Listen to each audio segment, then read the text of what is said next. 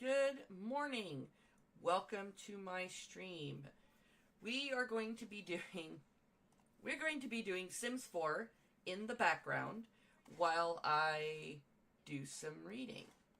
I have Stream Raiders going in the background, which looks like it's partially complete, but I'm going to be reading to you Raybearer from Jordan y Fuego.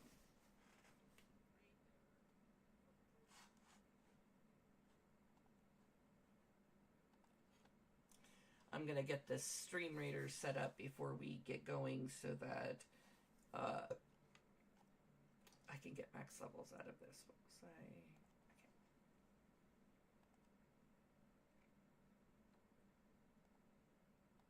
Okay. Getting everybody set up here.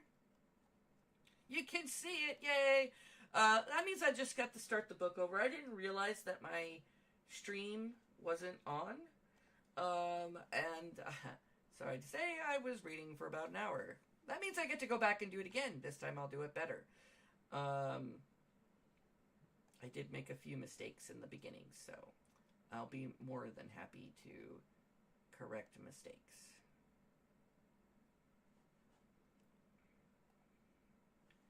Is that the person that I want? Actually, no. We're going to grab Duke Ravenguard. Put the Duke in the... We're going to put the Duke in the formation. Like I said, Calyx is a new champion. They just started this week. Although it's Thursday, I had not been playing Idle Champions. So, I missed out on a couple of things. So, we may not have to use Diana if we have the other people. So, let's grab Asterion. We'll grab the Dark Urge. And we will grab Will. Alright, so let's grab the Dark Urge, because he's supposed to be in the back spot, because he does the best from behind. Like I said, this is my first time reading out loud, guys. I am extremely nervous about it. So, I hope I do well. Excuse me. While I get everything set up for streaming.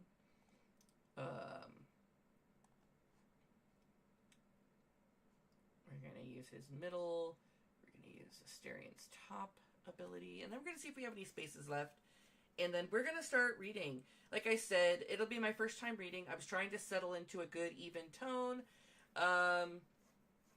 So that, you know, it's fun to read. A lot of people like the ASMR of somebody reading.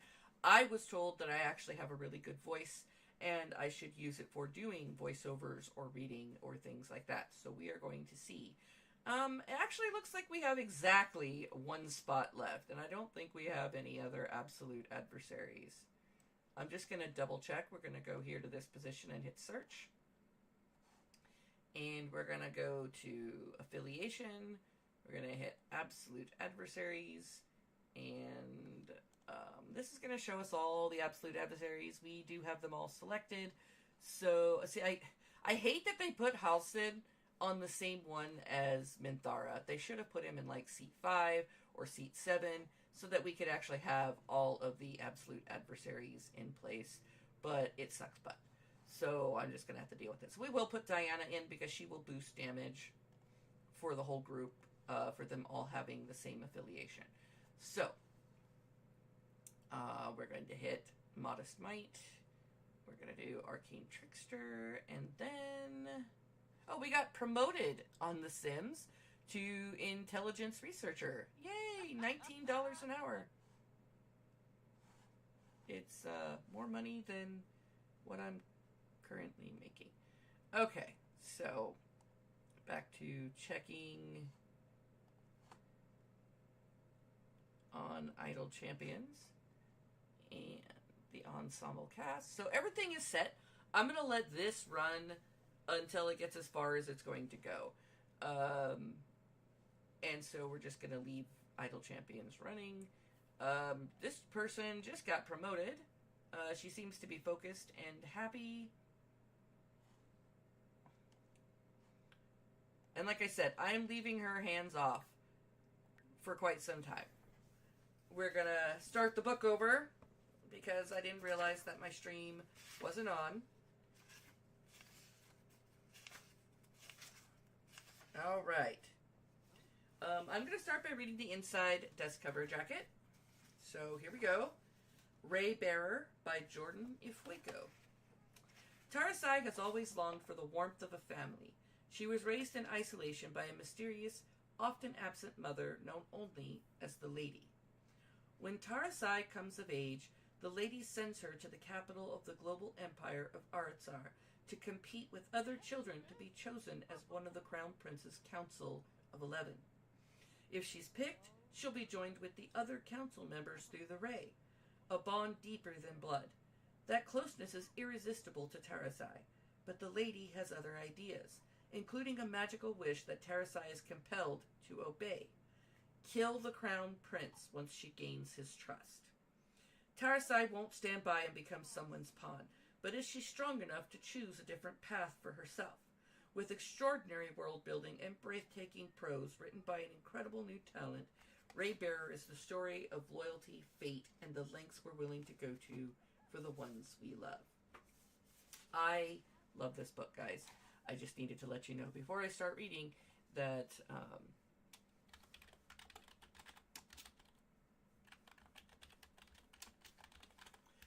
that I found the book to be very fun.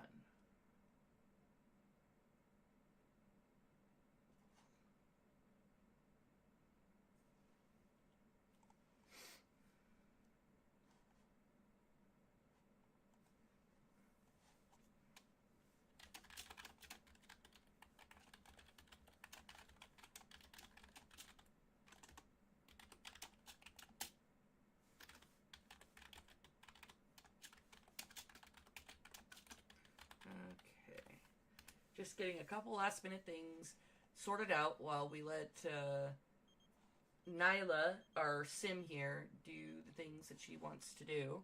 Anything she wants to do. This is completely hands off. I am not controlling her.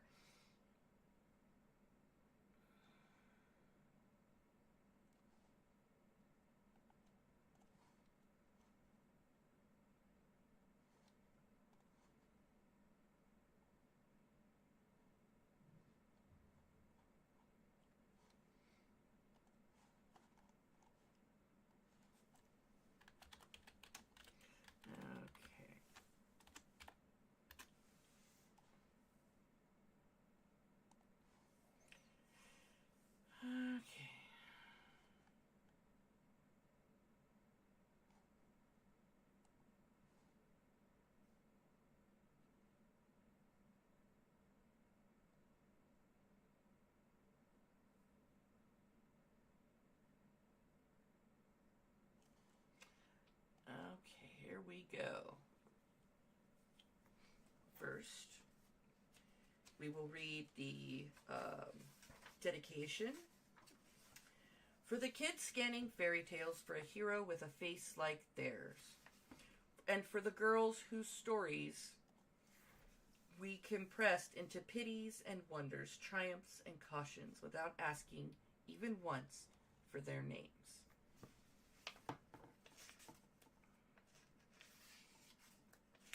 I am going to tell you now, I will probably mispronounce some of the names in this book. This is African themed, and I was not raised in Africa, and so a lot of these pronunciations will be a little hard. I will do my best. I shouldn't have been surprised that fairies exist.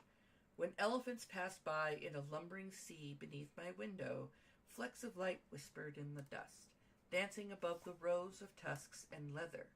I leaned precariously over the sill, hoping to catch a fleck before a servant wrestled me inside. Shame, shame, Tarasai, my tutors fretted. What would the lady do if you fell? But I want to see the lights, I said. They're only tutu sprites, a tutor herded me away from the window. Kind spirits. They guide lost elephants to watering holes.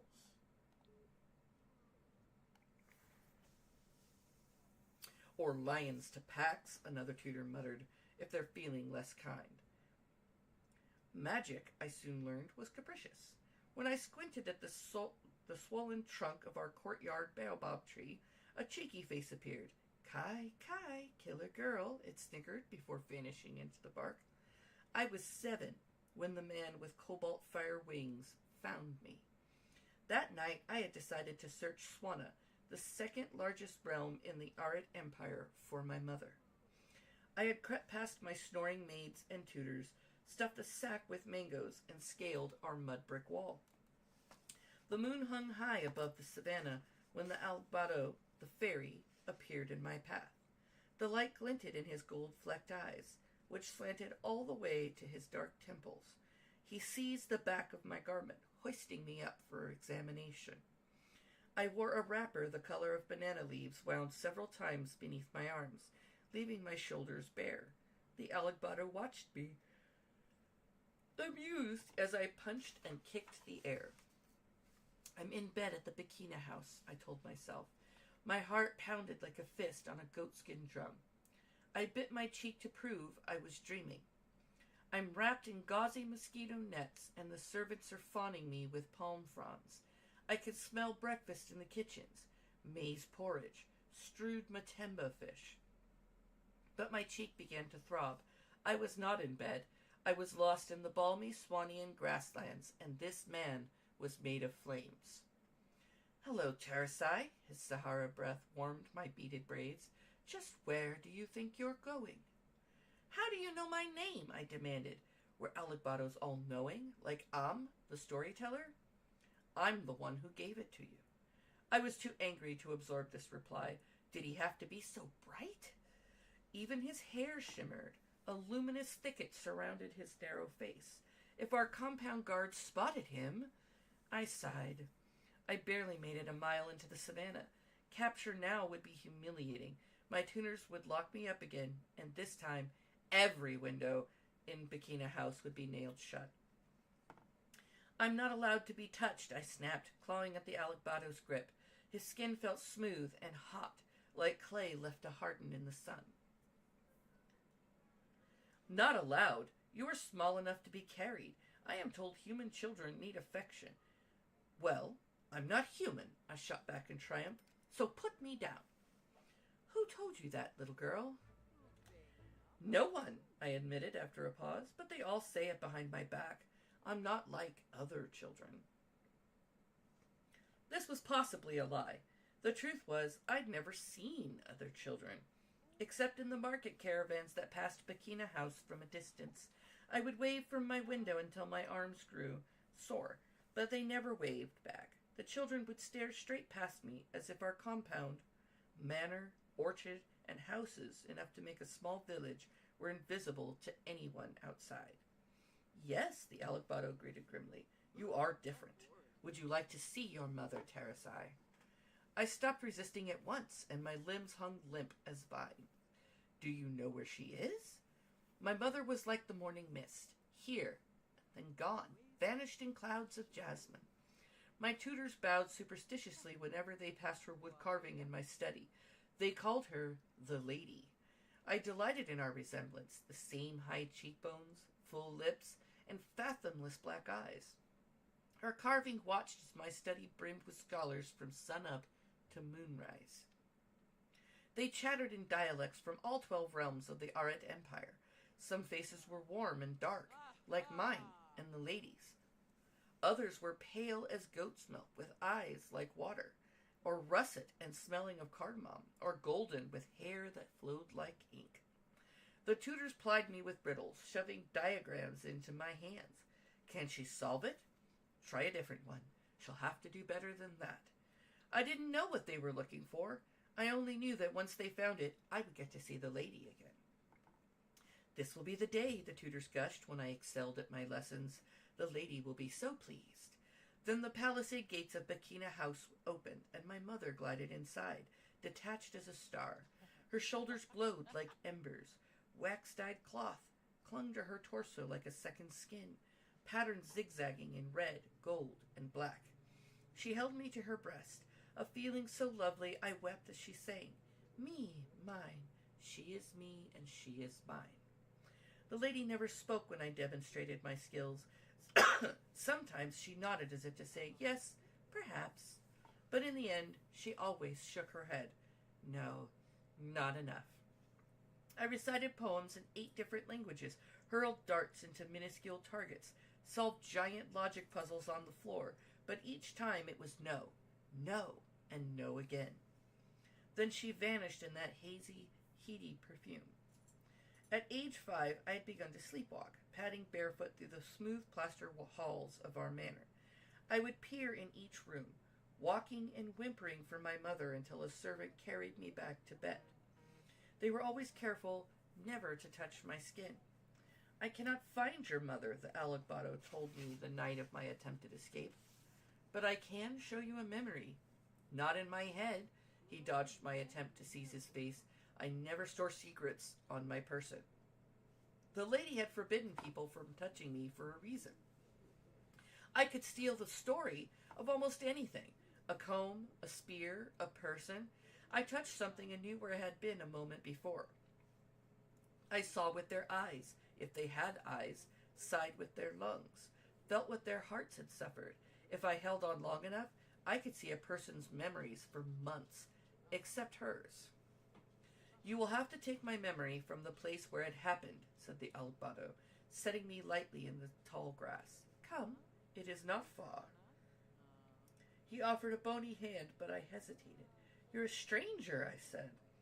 Are you sure? He asked, and I felt the odd sensation of peering into a mirror. He smiled, lips pursed like a meerkat's. If it makes you feel any better, my name is Melu. And thanks to that woman, I am not an Alagbato, he smiled. His smile soured into a grimace. Not anymore. Fear rose in my belly like smoke from a coal pit, but I silenced my worries. Do you want to find the lady or not? I picked up my sack from which most of the mangoes had fallen and took Melu's hand. Though gentle, his grip felt hard around mine, as though his muscles were made of bronze. An emerald-studded cuff glinted on his forearm, and when I grazed the cuff by accident, it seared me. Careful, he murmured. We walked into a clearing hedged in acacia trees. Herons flapped above a vast, still pool. The air hung with lilies and violets, and the brush rustled and shh in a wordless lullaby. In a manner of speaking, he said, it was beautiful for the first 1,000 days. After that, it grew tedious. I blinked up at him in confusion, but he did not explain. He only pointed to the soft, red earth. The story is here. Cautiously, I pressed my ear to the ground. I'd never tried to take the memory of any place larger than my bedroom. A familiar heat flushed my face and hands as my mind stole into the dirt, latched onto whatever memory was strongest. The winged man and the flock of herons disappeared. The clearing is younger now, with fewer brush and acacia trees. It is daytime in this memory, and the amber pool is clear, free of fish and mayflies. My heart skips a beat. The lady, my lady, reclines on a rock by the water. The sun makes a mosaic of her reflection on the pool's surface, distorting her face, rippling her cloud of midnight hair. Her wrapper is frayed, and her sandals are worn to the soles. I worry, wondering, what were you running from, mother? The lady dips an emerald cuff into the water. She murmurs over the jewel, kissing it tenderly, and the emerald glows and fades. Then she sets the cuff down and calls out, Melu. My mother tastes the word on her full lips, drawing out the syllables like a song. Melu, my dear, won't you come out and play? The clearing is silent. The lady laughs, a deep, throaty sound. The seers say that Alagbatos dislike humans. Some doubt you even exist. Great Melu, guardian of Swana. But I think you do here. She produces a green vial from her pocket and tips it precariously towards the pool. I think you hear just fine. A hot wind rushes into the clearing, swirling up dirt and clay into a tall, lean man. His wings smolder cobalt blue like a young fire, but his voice is frost-cold. Stop! I would tell you my name, the lady tells him, but as you know, my father never gave me one. She pauses, still dangling that vial over the pool. How quickly does Abiku blood spread through earth and water? How much would poison every living thing within a 50-mile radius? 2 drops? 3? Don't, Melu barks. Wait. The lady points to the emerald cuff. Melu's features contort with defeat. Stone-jawed, he picks up the cuff and snaps it on his forearm. If I've done that right, says the lady, you are no longer Swanna's Alagbado. You are my Eru, my Jin.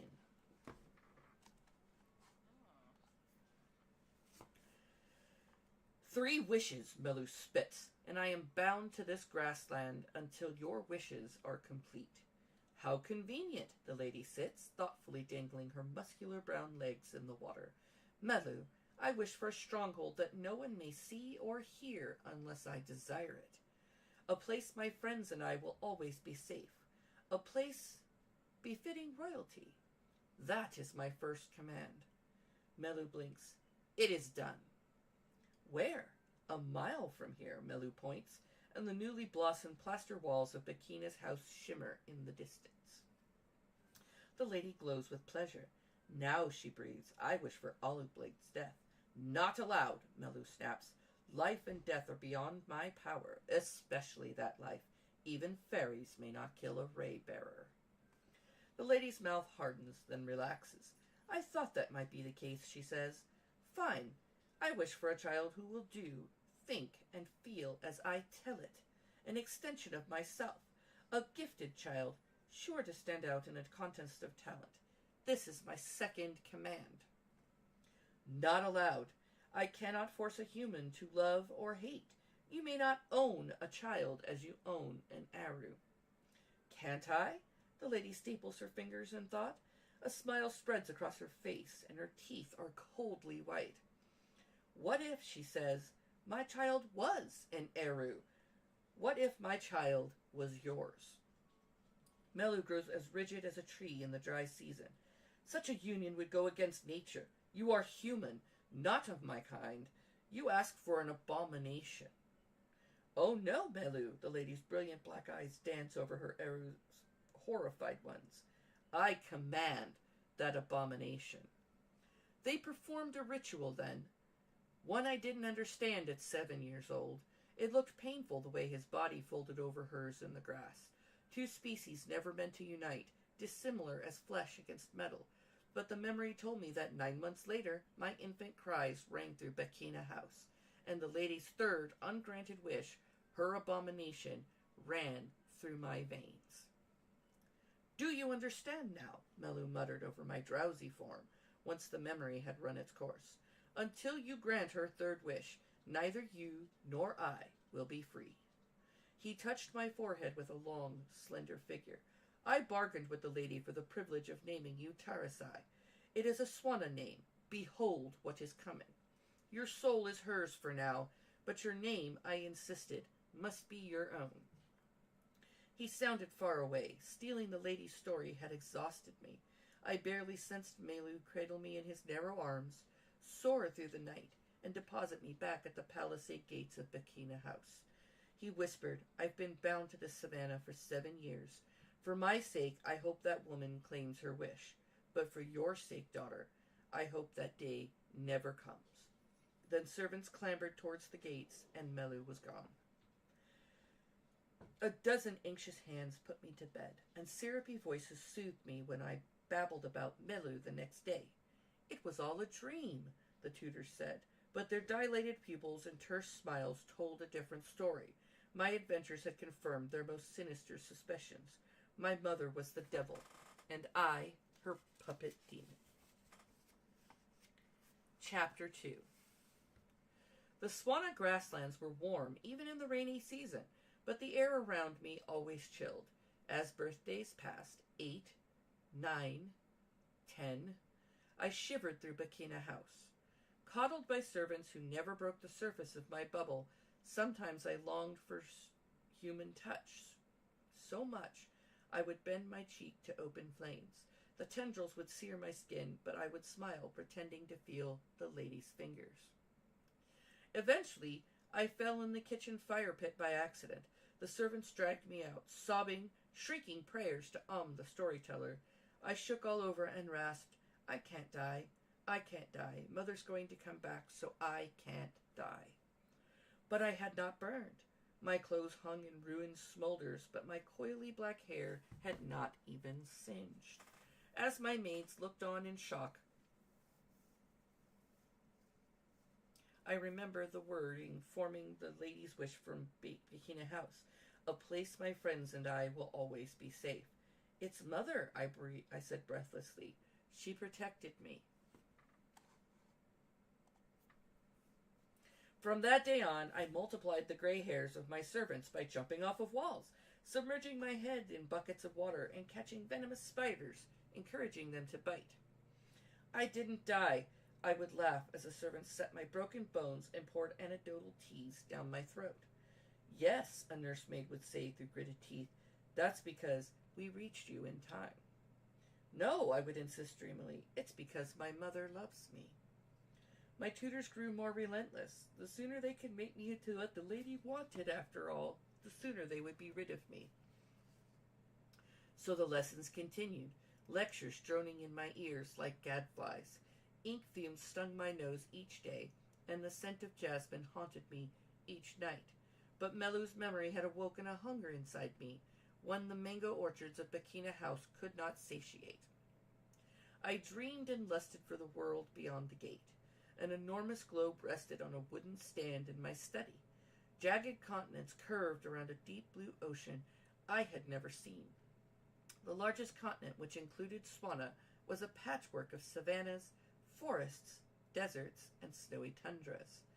This was Aritsar, my tutor said, the deathless Arit Empire. May Kunlio live forever.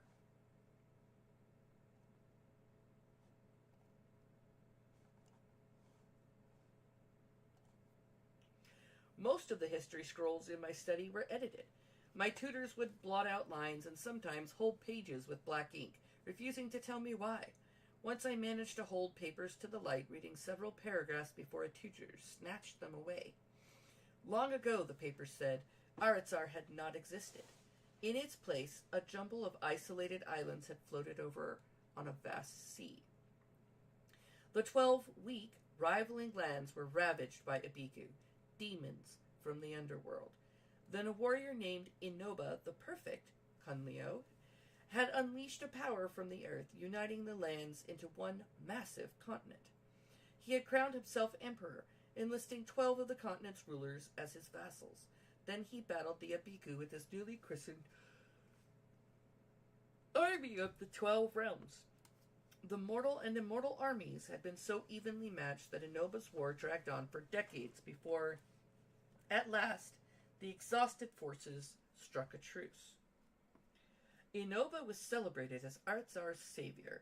The continent rulers credited him for bringing peace, and so, for centuries, his line had ruled Aritsar from their home realm of Uluwan, uniting 12 cultures in a network of art, science, and trade.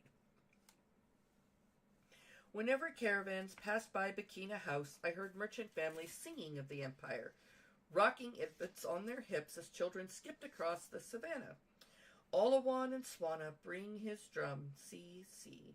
Diarma and Niamba bring his plow, kapo, kapo. Mewi and Sparty see our older brother dance, black and gold, isn't he perfect? Katsala sharpens his spear, nisi, nisi. Blessed Valley weaves his wrapper, po, po. Dantes Berislav see our older brother dance, black and gold, isn't he perfect? Dejanti braids his hair, Moreo brings his gourd. 11 moons watch over our older brother dance, black and gold, isn't he perfect?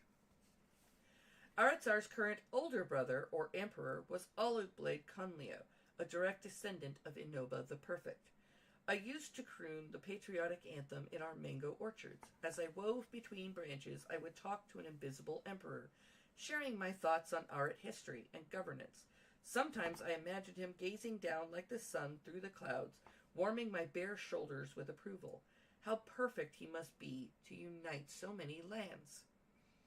Derma, Nantes, Jabanti, the names of Arit realms tasted spicy on my tongue. My bones ached for those far places described by my tutors in rainbow colors, the silk farms of Morayao, the night festivals of Nyamba, the snowy peaks of Berislav, the booby-trapped rainforests of Quetzala. I lay on my back, gazing up at the mango trees, trying to imagine the high rises of Alawan City, the seat of our divine emperor.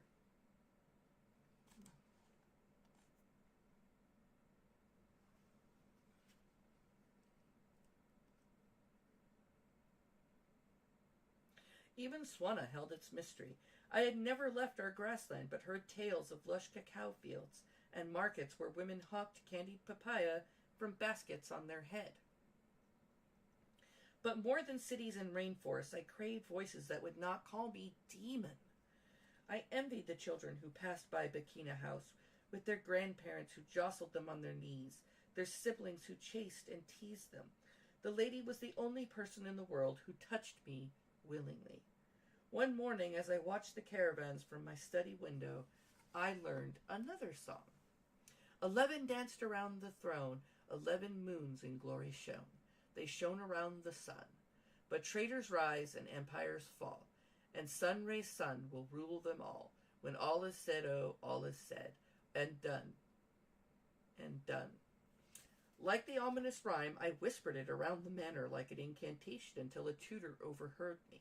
She asked, voice quavering, where I had heard such nonsense. I told her, and the next day every window in my study was nailed shut. I pried at the wooden slats until my small fingers were scratched and torn. That glimpse outside had been my lifeline, my portal to Artsar, to feeling less alone. How dare they make my windows vanish, as the lady had vanished, and Melu, and everything else I longed for. I threatened to set the study aflame. I'll do it, I howled at the servants. Why not? I won't burn, but your scrolls will. You will. My tutors had blanched. There are things we simply can't teach you, they said, looking haunted as they bound my bloodied hands. It is forbidden.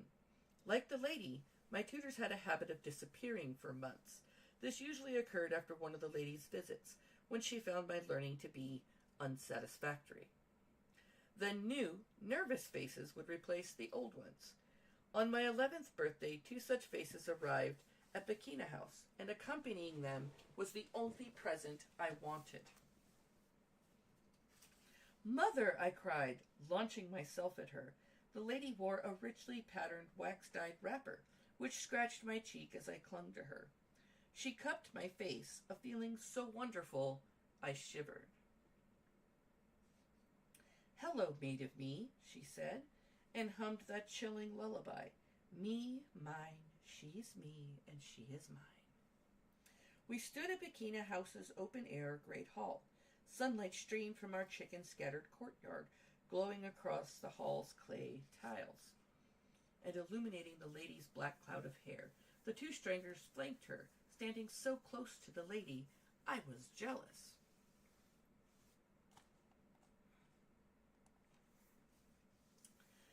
Friends, the lady said, please tell my daughter that you are her new, permanent guardians. She seldom addressed me directly. When she did, her words were sparse and halting. I would later realize she was afraid of commanding me by accident, afraid of wasting her 3rd precious wish, which still lay dormant inside me. The word permanent piqued my interest. I had never kept a servant for more than a few months. The older stranger, a feline woman about the lady's age, was dressed entirely in green. Tawny brown skin contrasted with hard green eyes. Curly hair burst from beneath her cloak's hood, which she wore even in the heat. An Isoken, I realized. Isoken people had mixed blood parents from different Arit realms. To hasten empire unity, the Kunlio Imperial Treasury rewarded families for every Isoken child born. I'm Kathleen, the woman sighed at me, then turned back to the lady. I hope this creature won't be trouble. Does it have a name besides Maid of You? The Eru calls her something else, the lady said. I had been trained to recognize accents. Kathleen's lisp echoed her home realm. Mewi, a land of green, craggy hills in the distant northern fingers of Aritsar. My name is Tarasai, I piped up and greeted Kathleen in Mewish, hoping to impress. May your autumn leaves grow back green. I didn't know what autumn was and had never lived in a place where trees changed color, but it sounded like a nice thing to say. Story lady, the Ahsokan woman snorted. Did you teach the kid all 12 realm tongues? No harm in outshining the competition, the lady said smugly. They don't test children on different languages, Kathleen retorted. Not anymore. Every realm speaks Arit now. That's the point of being an empire. Only Arit citizens, droned the second stranger, take pride in their cultures being erased. Why be unique when you could all be the same? He looked much younger than Kathleen, perhaps 20, and more boy than man. His voice reminded me of a spider's web, soft and gossamer. I could not place his accent anywhere in Aritsar. He scanned me with eyes like half-moons, lifting a tan, angular jaw. A blue cape draped over his arm. Besides that, he wore nothing but trousers, and every inch of his body, face, arms, chest, and feet, was covered in what appeared to be geometric purple tattoos. I probably imagined it, but for a moment they seemed to glow.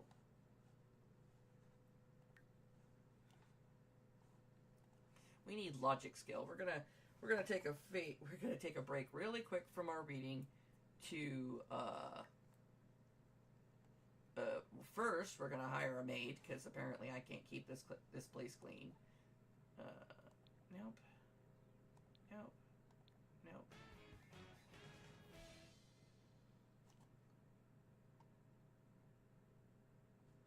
Nope. Nope. There is a lot of random stuff. Okay. Where do I hire? This has got to be hire a service. There usually is one somewhere. Find a job, take a job, rentals, sit in on a skills class. I could do that, but eventually that girl needs to rest. Travel, volunteer, take a vacation, dope. Fire department. Show bills information. Here we go. Hire a service. We're gonna scheduled maid, please. Is there another service?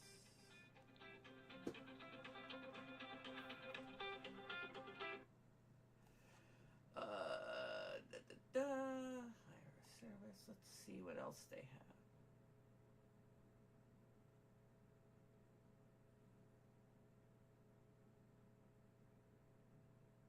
We've got a butler.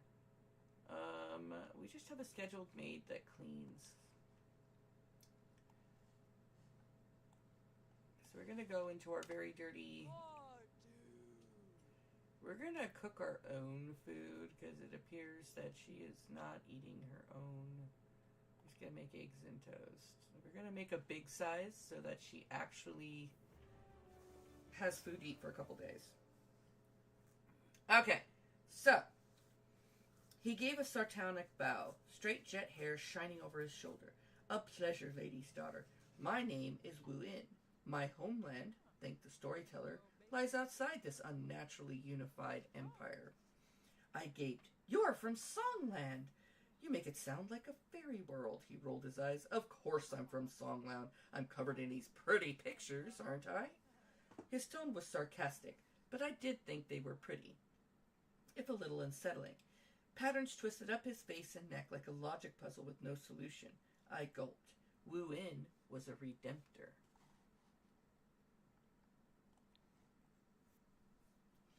Songland was a poor peninsula nation on the edge of our continent. Their ancestors had refused to recognize Inoba as emperor, and as a result, the tiny realm was excluded from Aritsar's bustling trade. A jagged range of mountains cut Songland off from the mainland. Aritsar might have ignored Songland altogether, if not for the redemptors. Innova the Perfect had bought peace for our world at a steep price. Every year, 300 children were sent into the Oriku Breach, the last known entrance to the underworld. In exchange for this sacrifice, the Abiku refrained from ravaging human cities and villages.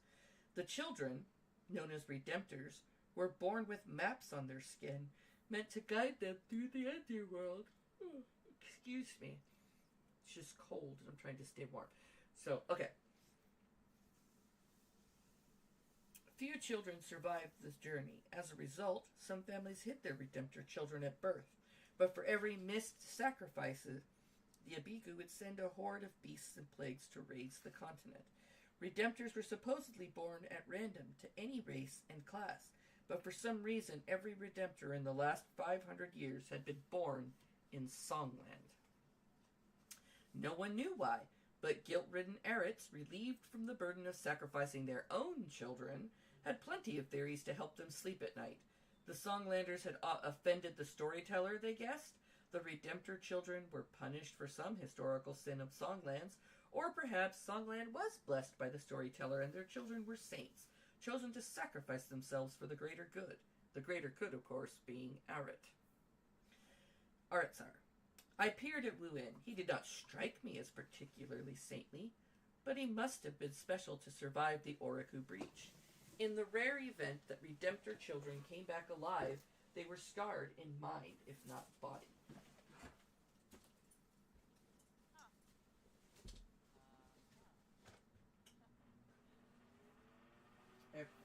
I need to turn my heater on. I'll be right back. Okay, here we go. I smiled at him and Kathleen. Maybe if these strangers, my permanent guardians, liked me, then I could stop talking to invisible emperors. Maybe for the first time, I could have friends. Real ones. Don't think I'm a demon, I prayed. Think I'm a girl. A normal market caravan, not scary girl.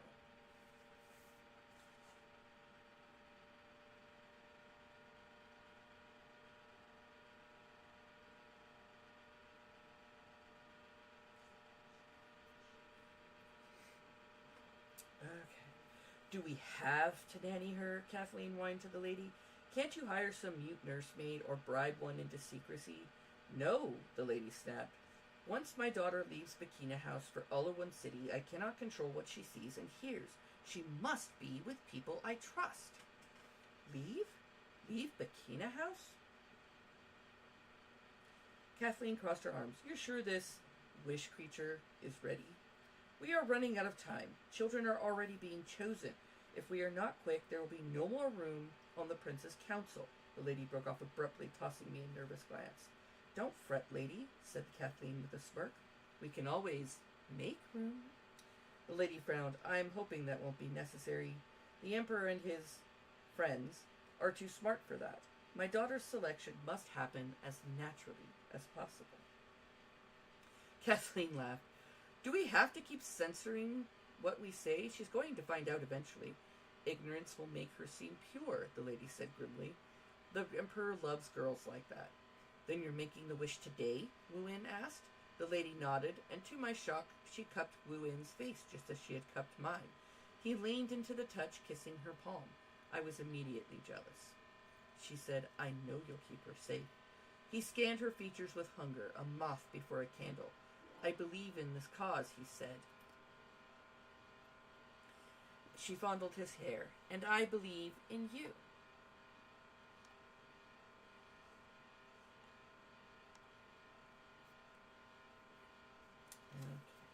Why are we going to Uluwun? I demanded. Mother, are you coming too? No, maid of me, the lady reclined on one of our hall's broad window seats. The sun backlit her frame in a halo. I will come for you when the time is right.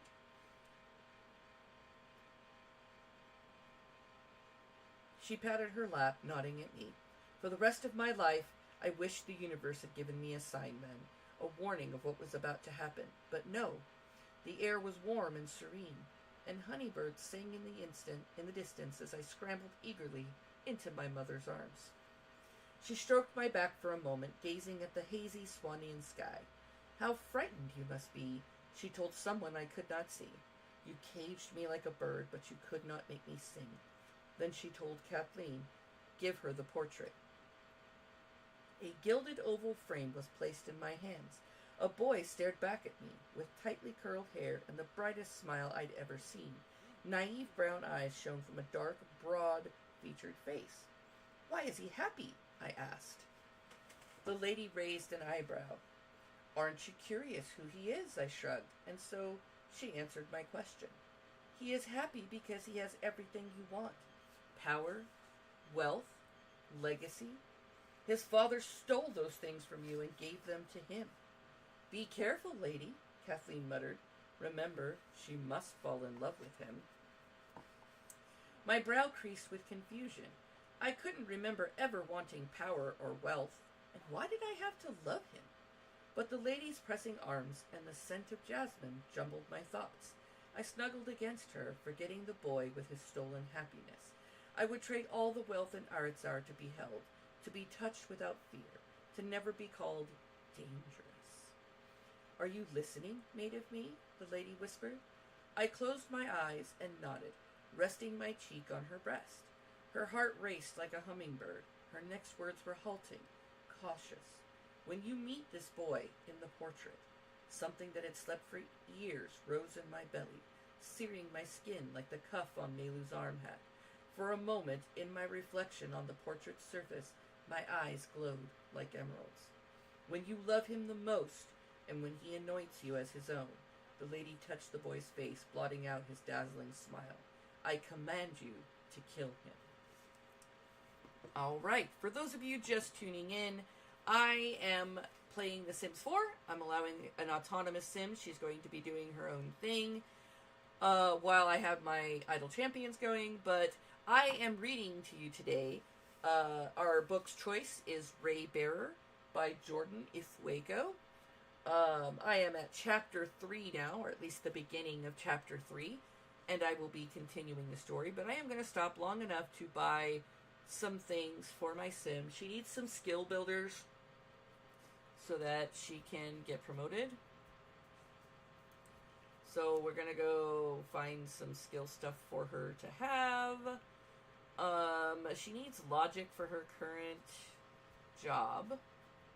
So we're going to get this Battle of Wits chess set. We're going to set it outside for now, for, when it's not raining. And let's get a chair. We just need a comfy chair for whatever. Get a black chair. I guess they're bluish. Okay, so we've got logic. I don't even know what she's going to want to do. So we're picking random things. I need logic for her job. So we're choosing the logic thing. I'm going to find some other things for her to do. It's a pumpkin carving station, a candle making table. I'm going to give her an acoustic guitar. It's going to place it somewhere in the house. We're going to give her a camera. And then we'll come back to her later so she can pick up some other skills. Alright, so back to reading Ray Bearer by Jordan Ifueko, while my sim is doing random sim things that I have no... Oh, check Emmett's social media profile. I don't even have a way of checking that, so I didn't buy us a computer like I normally do in Sims. Anyway, back to chapter 3.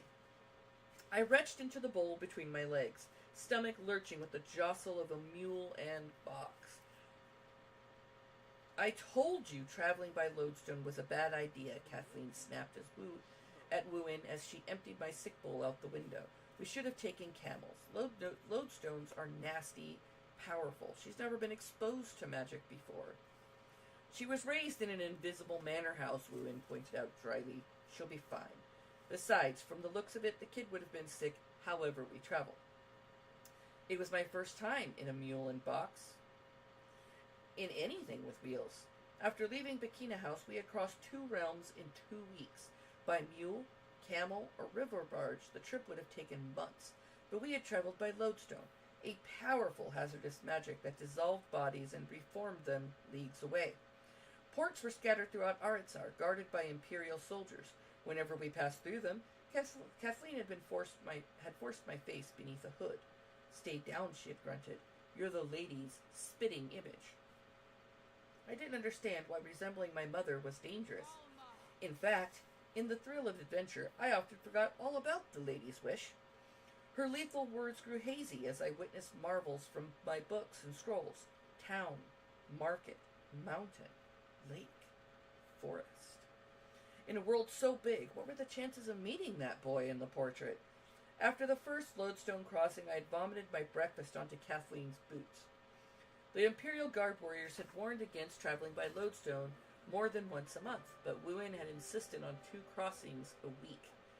After the 4th crossing, my left arm vanished. I had nearly fainted in terror, and the limb flickered a few times before deciding, at last, to return. Wuin had relented then, switching us to a Mulin box. We endured hours of stiff, dusty travel, stopping only to sleep at mud brick village inns. I inhaled ginger soup to settle my stomach before collapsing onto a straw bedroll, too exhausted to dream. Today, the lodestone nausea had finally begun to subside. After retching into the bowl, I felt much better, and I leaned curiously from the Mulin box window. Our destination of Alawan was coastal, a land of ferny palms and orange groves with long, warm days and cool, rain-kissed nights. My heart thrummed as the unfamiliar landscape rushed by. Bumpy plains of green and gold, dotted with lakes and palm trees. I gulped the morning air. It tasted like citrus and salt water. "Little demon," hissed Kathleen when she noticed me. She tried to pull me back, grappling with my blue cotton wrapper. "For Am's sake, someone could see, you brat. Stay down." "I won't," I said, gasping in laughter as the wind whipped my beaded braids. "I'll never stay away from a window again." "You won't live to see another," Kathleen threatened, managing to wrestle me down at last. "Not if you keep making a spectacle. You're a secret, brat. You're not supposed to exist." I frowned. "Because my father's an Eru?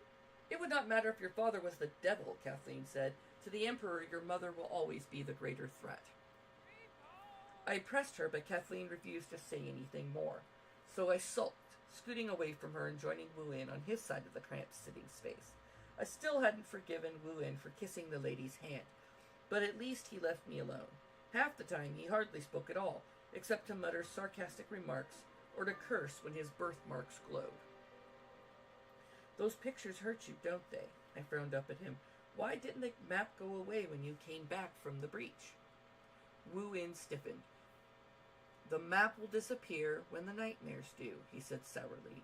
I knew better than to ask more questions, but curiosity gnawed at me.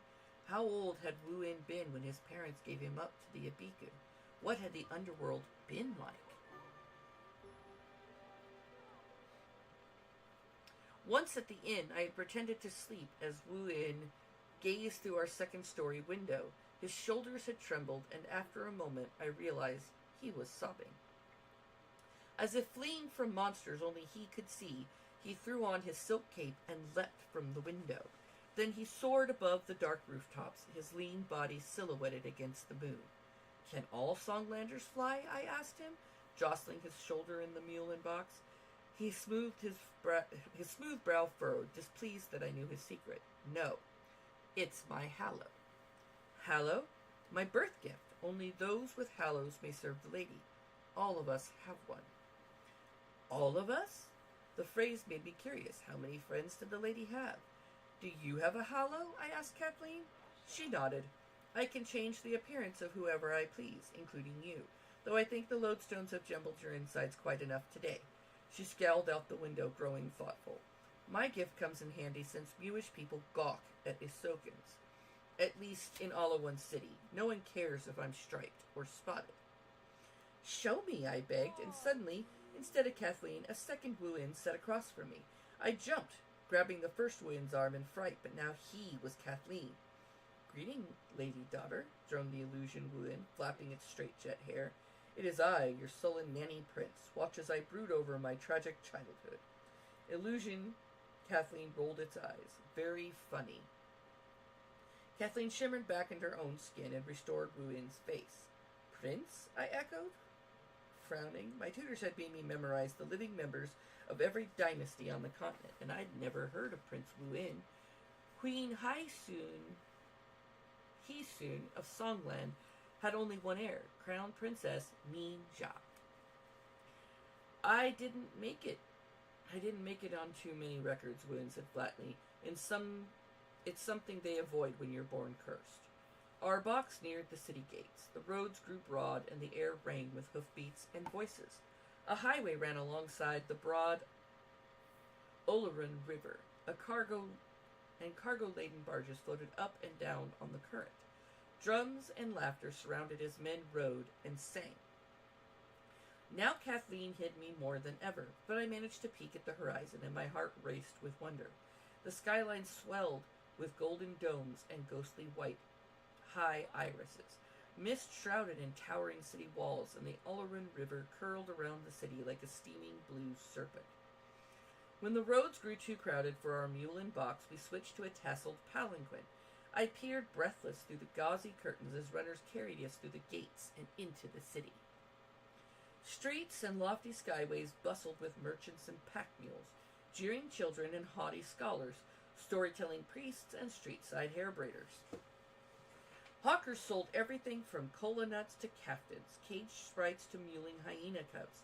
Obsidian tributes to Inoba the Perfect glittered in every square. I need to check on our sim really quick.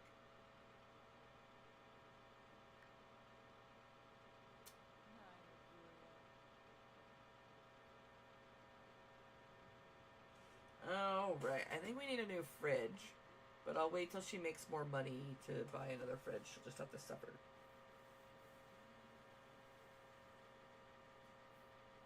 The oldest and most wealthy Olowan families, Kathleen told me, were known as blue bloods. Blue because their skin was so black it shone like precious cobalt. But as the Eric Empire had grown, so too had the Olowan city.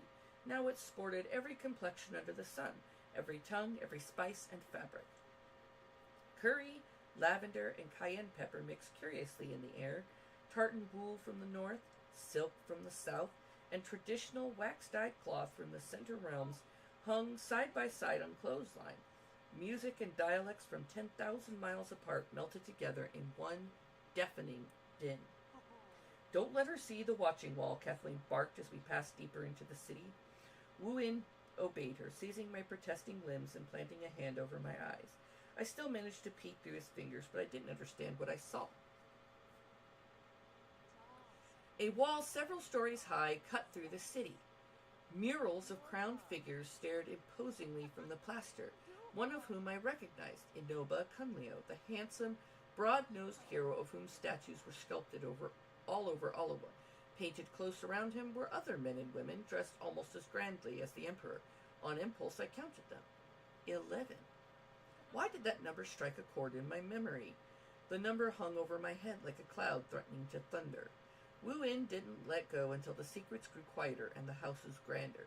Among the sound of trickling fountains and satiny murmurs, plump Olowan bluebuds glided out of the villas into the palanquins.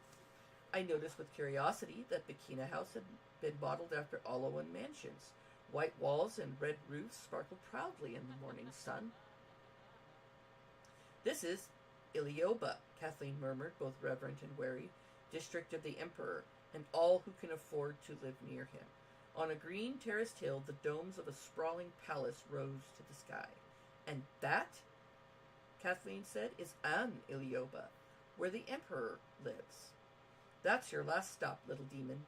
Why? I asked, but then I did not expect an answer. At the palace gates, our palanquin was checked for weapons. Black flags, 10 stories tall, spilled over the sandstone walls of An Ilioba. The flags were emblazoned with the imperial Kunleo seal, a swirling gold sun encircled by 11 moons. Business? Grunted a guard. Kathleen pointed at me. She's one of the candidates. We descended from the palanquin, and the guard waved us into the vast, noisy chamber with yellow suns chiseled into the marble floor. Children from every arid realm filled the room in various states of undress. Some scrubbed in tubs and were inspected for lice. Others ran drills with wooden spears, or recited poems from scrolls, or plucked frantic scales on instruments. Some even preened before hand mirrors, smiling and simpering, in honor to meet you, your Imperial Highness. Most of them wore black tunics, pinned at the shoulders with polished sun and moon clasps. Palace servants in brocaded wrappers supervised the children's preparations, and once each boy or girl was deemed suitable for what, I didn't know, guards ushered them into a line which wound dizzyingly around a stone spiral case. Age? A clerk with a large book and quill droned, looking up at me from a low, kneeling desk. 11, Kathleen replied, same age as His Imperial Highness. Her name is Tarasai, and she hails from Swana. The clerk peered at me suspiciously. Are you sure? She might have a Swanian name, but she looks Oluwani. Kathleen prodded me in the back. I yelped and berated her. My Swanian accent convinced the clerk. He nodded to a gaggle of palace servants who seized me. I fought back, clinging to Wuin's hand, but he whispered, You're on your own now, lady's daughter. We can't stay. What's going on? What will these people do to me? He looked uncomfortable, but squeezed my hand. You'll be fine, he muttered. We will always be near, even when you can't see us, and you have been prepared. Prepared? For what? But then Kathleen and Wuin were herded away by guards, and my last tie to home, to Bakina House, to everything I knew, disappeared.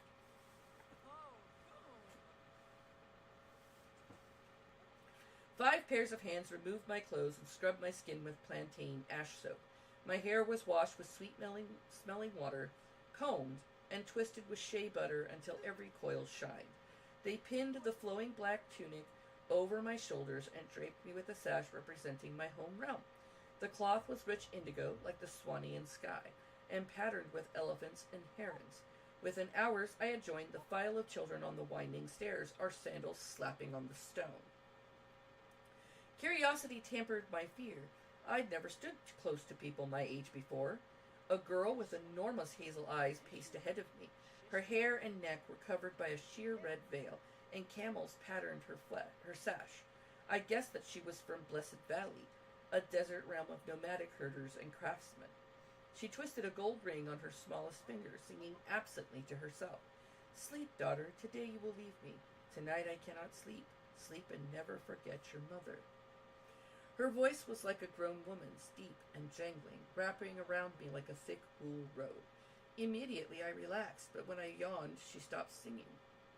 Sorry, she said, and flashed a smile. Mama says I should be more careful. That chant puts my sister Miriam to sleep in a camel's wink. I sing it when I'm afraid. It helps my heart remember home. You must be cold, I said, politely nodding my head at her veil. She laughed. This is my prayer scarf. Blesseds are people of the wing, and we all wear a covering of some sort. It shows our devotion to the storyteller. My tutors had not brought me up in one of the religious sects, though I knew there were 4. Can all wing people do what you do? Magic with their voices? She snorted. No, and it's not magic. I just remind bodies of what they need most. It's my hallow. A birth gift, I murmured, echoing Wuin. Of course. Hallows are a requirement for all candidates. I hope mine is enough. I wonder. She shot an anxious glance up the stairwell. I wonder if Mama was right. Maybe I never should have left our caravan. Screeches pierced the air, and suddenly guards clambered down the staircase, grappling with a blond boy with the palest skin I'd ever seen. It's not fair. It's not fair. Unhand me. The boy railed in a thick, Nantish accent, gargled and breathy. Unless he had traveled by lodestone, it would have taken him almost a year to reach Oluwan. The cold gray realm of Nantis lay within the farthest reaches of the Arid Empire. I did not even get to meet His Highness. I will send for my father. I was born for this. It's not fair. The Blessed Girl snickered behind her hand. Looks like someone didn't pass the first trial. And that's just an interview. The hardest part comes after. I stared after the Nantish boy as his screams grew distant and clutched at my indigo sash. The sensation of several pairs of child-sized hands leached from the cloth. Recent memories. Within the last month, dozens of other Swanian children had worn the sash, donning and removing it with shaking fingers. Had they been excited or frightened? The cloth did not tell. What are they going to do to us? When we're tested? Oh! The blessed girl waved a hand. Nothing too dangerous. The real trouble is if they like us. We never get to see our parents again. Not till we're grown up. What? I hollered. Several other children turned and whispered. The blessed girl shushed me, looking embarrassed. Of course we can't see our parents. Council members sever blood ties and swear loyalty only to the prince. Didn't anyone tell you? At my terrified expression, she softened. What's your name, Swanna girl? My name's Kira. She extended a hand, which I gaped at. She dimpled. No point in being shy. If we both pass the trials, we're stuck together for life. I'm Terasai, I said, after a confused pause, and my hand slid into hers. The touch, warm and callous, felt so natural I didn't want to let go. I stole a portion of Kira's story, just for a moment. 2 smiling, older faces flashed into my mind, their prayer scarves worn and smelling of cinnamon. Mama. Baba. Kira had parents who loved her. They hadn't wanted her to come here. She had chosen this strange, chaotic place for herself. Why? I wanted to ask, but we had reached the staircase landing. 2 intricately carved doors rose up before us, guarded by warriors on either side. I had seen very few wooden doors in my life. In warm Arit realms, cloth door flaps allowed airflow, and therefore were more convenient than wood, unless one was very wealthy, private, or both. One of the warriors nodded brusquely at Kira, and she gulped as the door swung inward. Before disappearing through the opening, she pressed my hand. Don't be scared, Terasai, she murmured. Her gaze was starry. It might be hard at first, but if they pick us, think of what we could learn. All the books in the world. No lodestone port closed. Just think, we'll practically rule the world. And then she was gone. We're going to stop because we got a sim notification. Nyla has become overwhelmed with romance and feels a compelling desire to embody the essence of a love bug. Sure, let's embrace the change.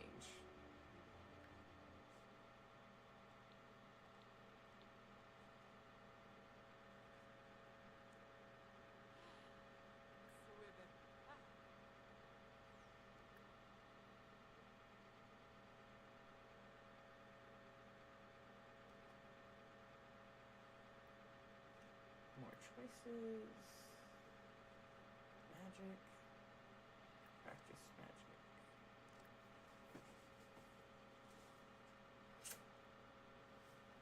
Hours could have passed before the door creaked open again, and it still would have felt too soon. The guard nodded at me. When my legs didn't budge, I was unceremoniously pushed inside. The door boomed shut behind me. I stood in an antechamber hung with purple tapestry. A cluster of men and women sprawled on divans and high-backed chairs, murmuring softly. Matching gold circlets gleamed on their brows. Their accents were as different as their complexions, but they gave the impression of a family, or something closer. Much closer. When I entered, they turned their heads in eerie unison. I shrank into the entryway shadows, expecting them to rise as one. Like a multi-headed beast, but only one of them moved. A man with broad nostrils and deep laugh lines sat in the room's center, enthroned on a cushioned chair. The wax-dyed cloth of Olawan, geometric patterns of red, black, and gold draped across his solid frame. A mask hung from a cord over his chest. It was too small for anyone to wear, and I wondered at its purpose. It was black obsidian carved in the shape of a lion, with a mane of 12 stripes, each shimmering a different color. The man reclined, examining me. Well, who is this? His baritone was cheery, intended to put me at ease. His crown, an upright disk of solid gold, encircled his face like a rising sun. Over his head, 3 words were carved into the back of his chair. Kunlio Oba, eternal. In a flood, years of lectures filled my head. This was Oleg Blade Kunlio, the Oleg Blade Kunlio, from the tiresome months of genealogy lessons, the direct descendant of Inoba the Perfect.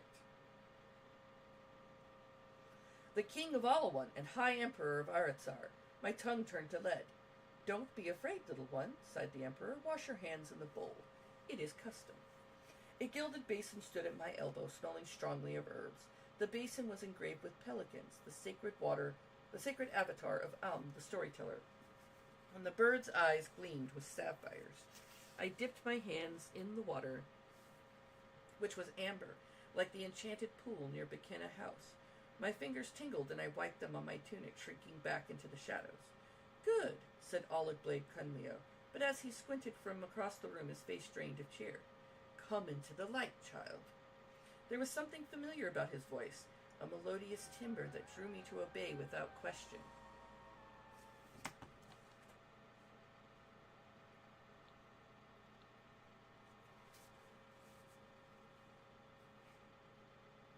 My feet advanced. The light from a tall, unglazed window fell full across my face, and the room gave a collective gasp. Story, one of the courtiers swore. "She's her spitting image." Another courtier scoffed. "It can't be. Not even the lady would be reckless enough to send us her child." "You know my mother?" I asked. The strangers jumped, as if surprised I could speak. Why was everyone always so afraid of me? "I'm Tarasai," I said awkwardly, when their silence continued. "My home is Bekina House, Swana. Excuse me, but why am I here?" Another echoing pause. "You tell us," the Emperor replied dryly. "I don't know, Your Imperial Majesty," I stammered. "My guardians brought me to Alawan, and my mother said she'd come for me when..." "When what?" The Emperor leaned forward, his tone ominously calm. "When the time is right," I whispered. "That's all she said." Oleg Blade tented his hands, considering me with the stillness that made my palms sweat. Then he laughed, a startling bark. His eyes crinkled at the corner. "Come here, Tarasai of Swana." I crept forward, staring warily at the Emperor's companions, some of whom placed their hands on their weapon hilts. The Emperor smelled of palm oil and oranges. The folds of his waxed-dyed robe rustled, and the obsidian mask dangled from his neck as he leaned down to my ear. "Here's what I think," he said evenly, like a father telling a bedtime story. "I think that the lady sent you to kill me, but first she would have you kill my son, Crown Prince of Kandaya, heir to the imperial throne." "What?" I stared at him in horror. "Your Imperial Majesty, I don't want to." "I think you should try," he said, drawing a knife from his robe and thrusting it into my hand. "Go on. Try to kill me." I trembled, but he clenched my fingers around the knife hilt and brought the blade to his neck. "Try."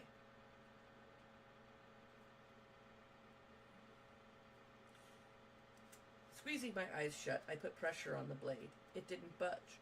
At Oleg Blade's doing, my hand pressed the knife hilt harder. Then with all my strength, but the knife did not touch the Emperor's neck. A hair's width of space lay between the blade and his skin, a thin, invisible barrier that no amount of force would make yield. Oleg Blade chuckled, releasing my hand. The knife clattered to the floor. "Do you know what this is, Tarasai?" he asked, gesturing to the lion on his chest. After my reluctant attack, one of the stripes in the lion's mane had begun to pulse with a lurid light. "It's a mask." "Is that why I couldn't hurt you?" "No," Oleg Blade laughed. "This mask is merely proof of my right to rule Artsar, proof of the power inside. Every stripe in the lion's mane is a death that I cannot die. The only people in Artsar who may kill me," he said, "the only people in the entire universe are here in this room." He gestured to the group of the 11 men and women who clustered protectively around him. "I will not die until this body crumbles with old age. That is the power of the Ray, child. That power filled my father before me and fills my son now. Only a Ray-bearer's council of 11 may kill him. Such is the divine protection of heaven, and none shall thwart it," he smiled tightly. "Not even your clever lady." Chapter 4. The rhyme from the Swanian caravans echoed in my head.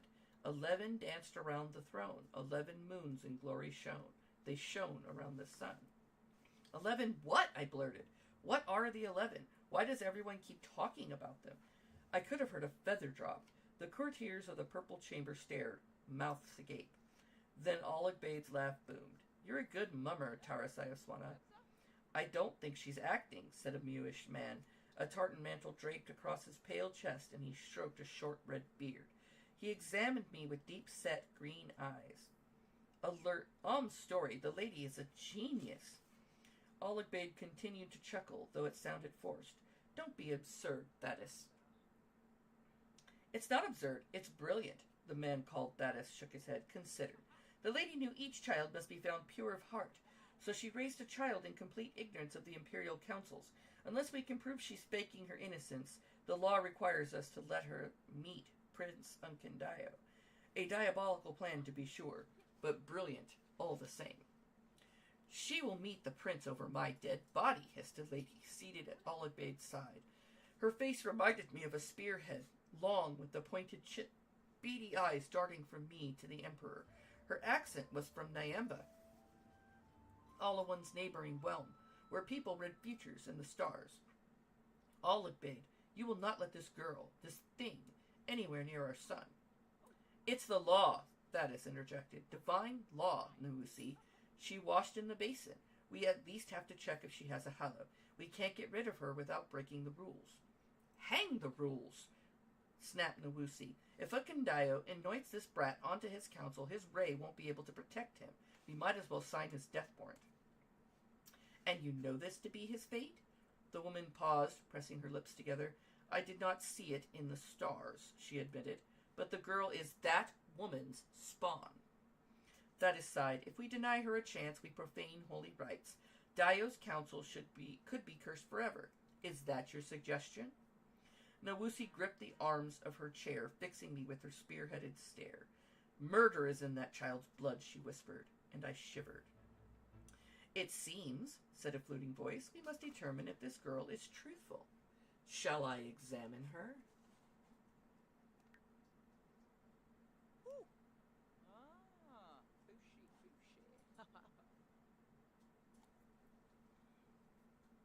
The speaker was lounging on a couch in front of Thaddeus. She was Swannian, and the loveliest person I'd ever seen. Her coily curls were shorn close to her scalp, and the gold powder shimmered on high. Dark cheekbones, dots of white paint adorned the bridge of her nose and arched above each eyelid, and the pelican pendant worn by Priest of Oms twinkled on her willowy neck. I'm Bali. Come here, Tarasai. A tattooed line on her chin marked Mabali as a griot. I'd only ever heard of them in story scrolls. Griots were singers of histories and stories, the most sacred of Eret priests. As I approached, Thaddeus' hands closed protectively on Mabali's shoulders. Mbali. I think we're Mbali. She tilted my chin so her mirror black eyes poured into mine. I warmed, as I always did when touched. Then my head swam, vision blurred. Scrambling for control, I placed my hand over Mbali's and tried to steal her story, but the priestess's mental shields were made adamant. Her mind pushed back, and won. Calm flooded my thoughts like smoke over a beehive. My arms hung limp at my sides. Now, intoned Mbali, we shall have the truth, Tarasai. Did your mother send you here to kill the Emperor? I could not lie, even if I wished to do so. No, I said. A relieved murmur rippled through the room. Very well, she continued. Did your mother send you here to kill Ikundayu, Crown Prince of Aratar? I've never heard of him, I said truthfully. Not until today. Mbali beamed and stroked my neck. Be praised, she sighed. I ached to imagine that the lady might have corrupted a child. If your soul is pure, we shall strive to keep it so. I glanced around the room. Apparently Mbali's power could convince a room full of skeptics. Previously hostile faces had now softened with interest, except for Oligbade's and Nuusi's, which looked as wary as ever. It doesn't matter how innocent she is, Nuusi said, perking up. She can't join the prince's council without a hallow. Oligbade nodded, looking relieved. The lady could not have force-bred a hallowed child. That would have been an act of the gods, he leaned forward with a pitying smile. There is a difference between a talent and a hallow, you see. Hallows are unteachable, an ability so vast it could only be bestowed at birth. Few children qualify, but to please the law, we will let you try. Did the lady train you to recite poems? That's a popular one. Or let me guess, you're a juggler, or a master hyena tamer. My mother didn't teach me anything, I retorted. I can see your memories. Again the room fell silent. Fear returned to the courtiers' faces. You mean, Oligbade said slowly, that you can imagine that what you think happened years ago, memories that your mother has fed you. I shook my head. I told you, the lady doesn't tell me anything, and I don't like going back years. It makes my head hurt. Why don't you demonstrate, said Mbali. I touched her cheek, as she had touched mine. Her skin was smooth and cool, though the tattoo on her chin thrummed with heat. I closed my eyes. The first memory was from this morning. Thaddeus' face leaned towards Mbali. He smiled warmly, his beard prickling her cheek. Then his lips were on Mbali, and then... I jerked back from her, my eyes wide as moon. Well, she cocked her head. I didn't see anything that time, I stuttered. I'll try again. I touched her tentatively, hoping the next memory would not include the strange games adults played. I was lucky. You were at a banquet last night, I told Mbali. A party with just your council and the Emperor. There was lots of food, and you told a story. I snuck a glance at Oligbade. The story made His Imperial Highness angry. The griot priestess froze, and the pulse at her temple quickened. She could have learned that from the servants talking, Nuwusi said. This proves nothing. But no one else heard the story, Mbali whispered. No one but our council. Let's see her repeat it, demanded Nuwusi. I touched Mbali's face again, reliving the private banquet. The griot priestess had accompanied herself on a talking drum, holding the goatskin-covered gourd in the crook of her arm. The drum's pitch had risen and fallen with Mbali's voice. Her hips swayed with the pulsing beat as I repeated the story. There is a farmer's son with a mango tree. Aha! He keeps it in a pot by his sleeping mat, so frail is his tree. He whispers to it day and night. He enjoys the perfume of its branches. Ashi, ashi. Most children keep dogs, goats, chickens, but not our farmer's son, for he fears any beast that can bark, aroo, or bite, nati. His tree has no mouth, his tree has no claws, his tree depends on him, only him. For water, we she, for light, raw. Poor tree, he murmurs. See him caress the branches. You are too small for fruit, you are useless for the farm. You are useless for the market, you are useless to everyone but me. But the branches thicken and grow, ahi. Up, up, up in one night. Poor tree, scoffs the farmer's son. He plucks the single mango. I am surprised you can blossom at all. The next morning, 3 mangoes greet him. Za, za, za. You will never make fruit for the market, says our farmer's son. Up, up, our tree, she grows in the night. See her branches make shadows long and thick. The boy watches and his knees shake. Didun, didun. It's just my little tree, he says. It would be dead without me. The next morning there were 20 mangoes. Ka, ka, the farmer's son hacks off every branch. It is for the tree's own good, he says. The weight would strain its little boughs. But the tree keeps growing. Gung, gung, gung, gung. I will move it to a smaller pot, he says. The roots creep over the tiny clay pot. See them burrow deep, deep into the dirt floor. I will not stop watering it, says our farmer's son. But the tree, she has learned to blossom on her own. The boy hacks, ka-ka, but the tree grows. Gung, gung, gung, gung. See her branches fill the boy's room. See him cower in her shadow. The neighbors smell the mango perfume. They come to gape at the boy's tree. Ah-heh, what wonder! The fruit will feed the whole village. Craw, craw, the boy cuts the tree down. Hurrah! He burns her branches. The neighbors were wrong, he says, as the blaze grows high. The tree could never be useful without me. How peacefully he sleeps now. Esh, esh. There are no branches, there are no shadows, but smell. Was that a hit of mango? Perhaps we imagine it. Kai, kai. Or perhaps a seed survived the flames. Whoosh! To see it drift on the wind and fly where the boy cannot find it. See it take root in the earth. See children lounge in its shadow. See as the boy's name is forgotten. Eh, my story is done. My voice had grown hoarse by the ending line, when my hand fell at last from Mbali's cheek. The griot priestess was trembling. Confused, I followed her gaze to Oligbade. The Emperor of Artsar was staring at me with cold, simmering hatred. Mbali's arm slipped around me protectively. Energy vibrated through the room, and the men and women exchanged looks, speaking without words. Their mouths remained closed, but their faint voices floated in the air like chattering leaves on overhead branches. It doesn't matter whether or not she wants to kill Dio, Nuwusi finally said out loud. If this brat has that woman's power, then she is just as dangerous as any assassin. The girl does not have power, Oligbade insisted, and neither does her mother. That woman is an impostor, and will not hear any speculation of her legitimacy. Olu, Mbali sighed. No matter how we examine this, the safest place for Tarasai is on Dio's council. Have you lost your mind? Shrilled Nuwusi. We already know she has a halo, Mbali insisted. If Tarasai has another power, she doesn't. If she does, Mbali persisted, this is the only way we can guarantee she never uses it against Dio. The children's palace is secure, isolated from the outside world. On Dio's council, we could shield her from the lady's influence more effectively than anywhere else. After a long deliberation, several begrudging voices spoke around the room. Dio's council, Mbali's right. Her memory could be useful. Strict surveillance. Give it a try. Fine, Nwusi said finally, rigid in her chair. She can meet the prince, but only after we had tried our last option. She stood and approached me, back straight as a palace spire. Her face twitched as she tried, convincingly, to look friendly. Are you hungry, child? I don't know, I fidgeted. A little.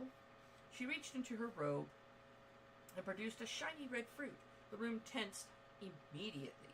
Nwusi, that is, growled. Don't be rash. Do you know what this is, Terasai? Nwusi cooed. No, you don't have these in Swana. But in Alawyn City, we eat delicacies from all over the Empire. This is called an apple.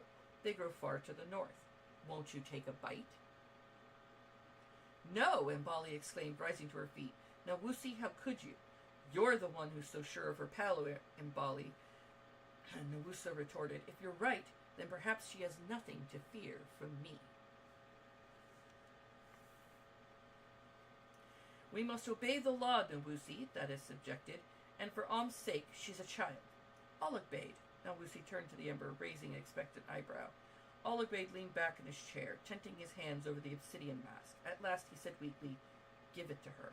Mbali's face slackened with horror. Olu! But the Emperor ignored the priestess, wincing at me. I fear we are frightening you, little one. Sometimes adults argue over silly things, but you need not fear. Take the apple. A small voice in my head told me to run. But where would I go? There were guards outside the door, and these people were powerful in ways I dared not guess. What if they chased me? Besides, our emperors were good. They were perfect. I took the apple. Everyone in the room held their breath. I raised the smooth-skinned fruit, opened my mouth, and Mbali reached me in 2 strides, knocked the apple out of my hand, then kneeled and pressed me to her chest. Will punish us for this, she whispered. Poisoning a child is an unclean game to play, no matter how powerful that child may be. I recoiled, staring at the apple on the floor with horror. What was this place where adults tried to kill children?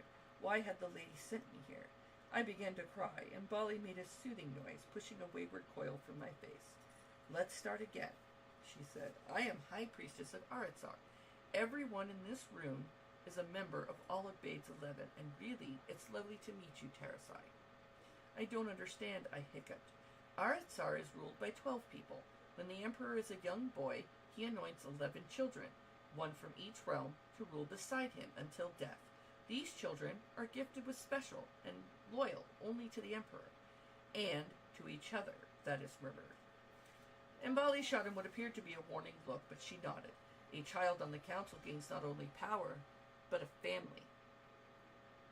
Curiosity crept into my fear. I remembered Kira's joke on the stairs. If we both pass the trials, we're stuck together for life. My whole life I had longed for friends who stayed, for the people I loved to never disappear. I glanced at the men and women clustered around Olegbaid, faces animated in silent conversation.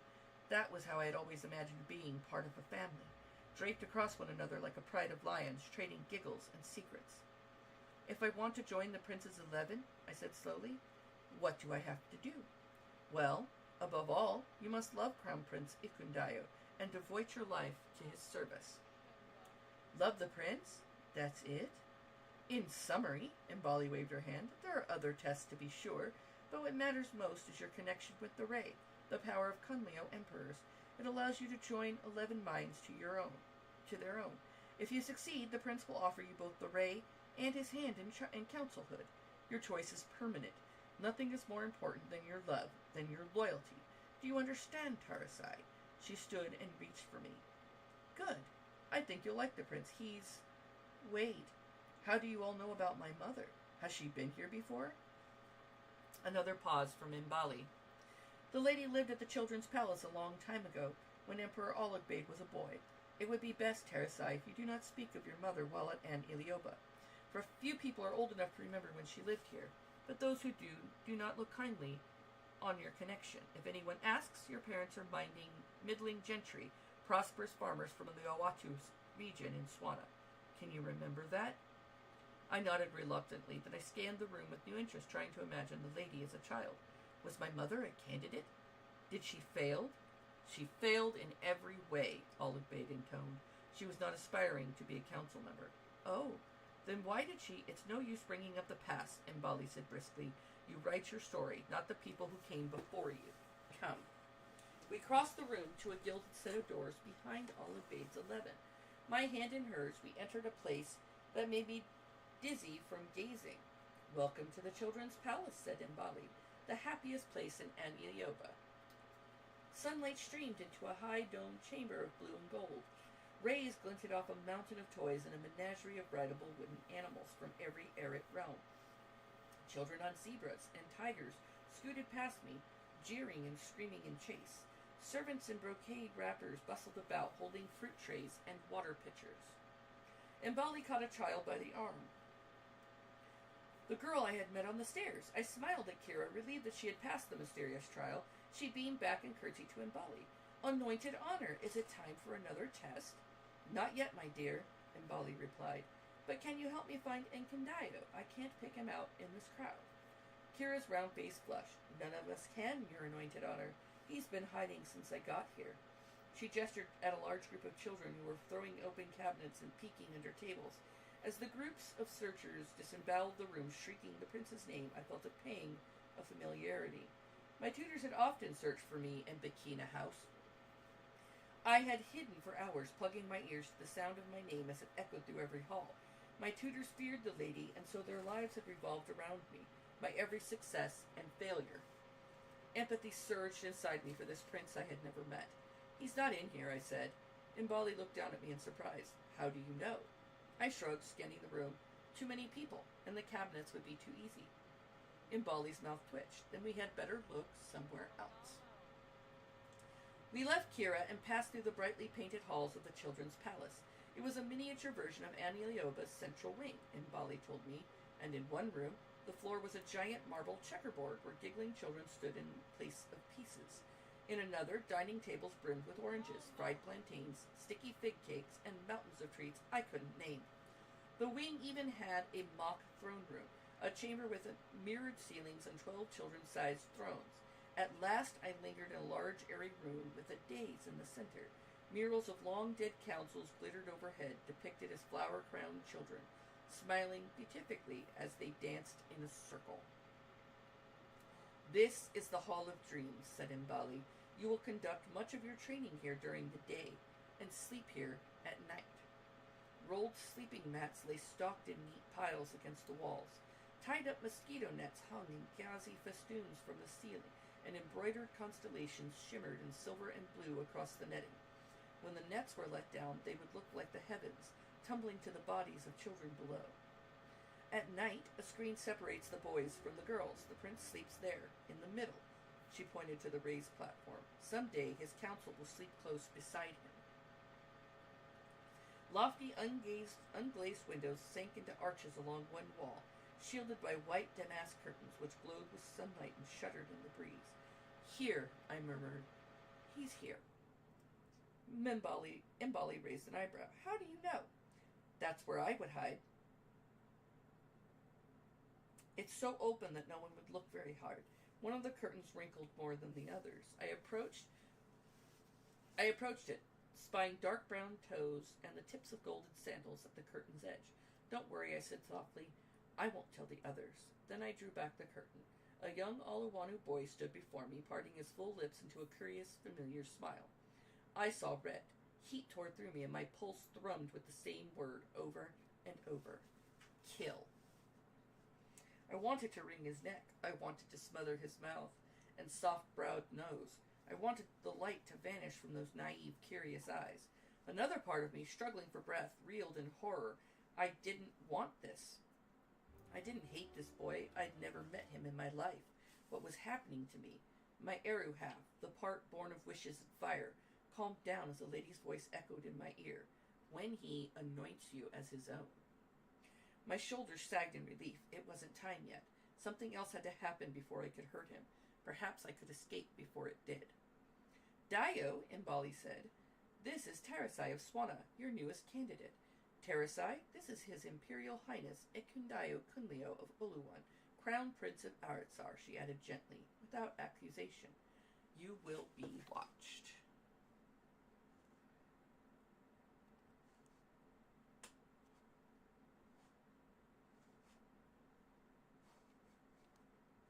Okay. Then she made to leave. I clutched at her, afraid to be left alone with this stranger, afraid of what I might do to him. Imbali chuckled, misunderstanding my fear. He won't bite, dear. Sometimes I wonder if our Dio has any teeth at all. Fondly, she ruffled the boy's tightly curled hair. Have fun. Then she slipped a key from her neck, unlocked a subtle door painted into the chamber wall, and slipped through without a sound. Strangely, Imbali's gaze still pressed on me even after she disappeared. Ikundayo and I stared at each other. I was taller than him, though he drowned in robes of blue, gold wax-dyed cloth. He shifted from foot to foot, looking as awkward as I felt. I'm going to pause for a moment. I accidentally started Chapter 5 without announcing that this is, indeed, Chapter 5. Like I said, the book is great so far. I'm loving my reread. A lot has happened. For those of you who are joining me or just simply listening, I am reading Ray Bearer by Jordan E. Fuego while we let the Sims be autonomous. My Sim is doing whatever she wants, and right now that's being a home buddy.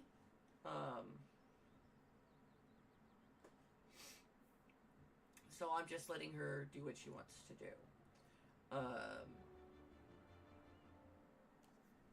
So we're moving into the next book.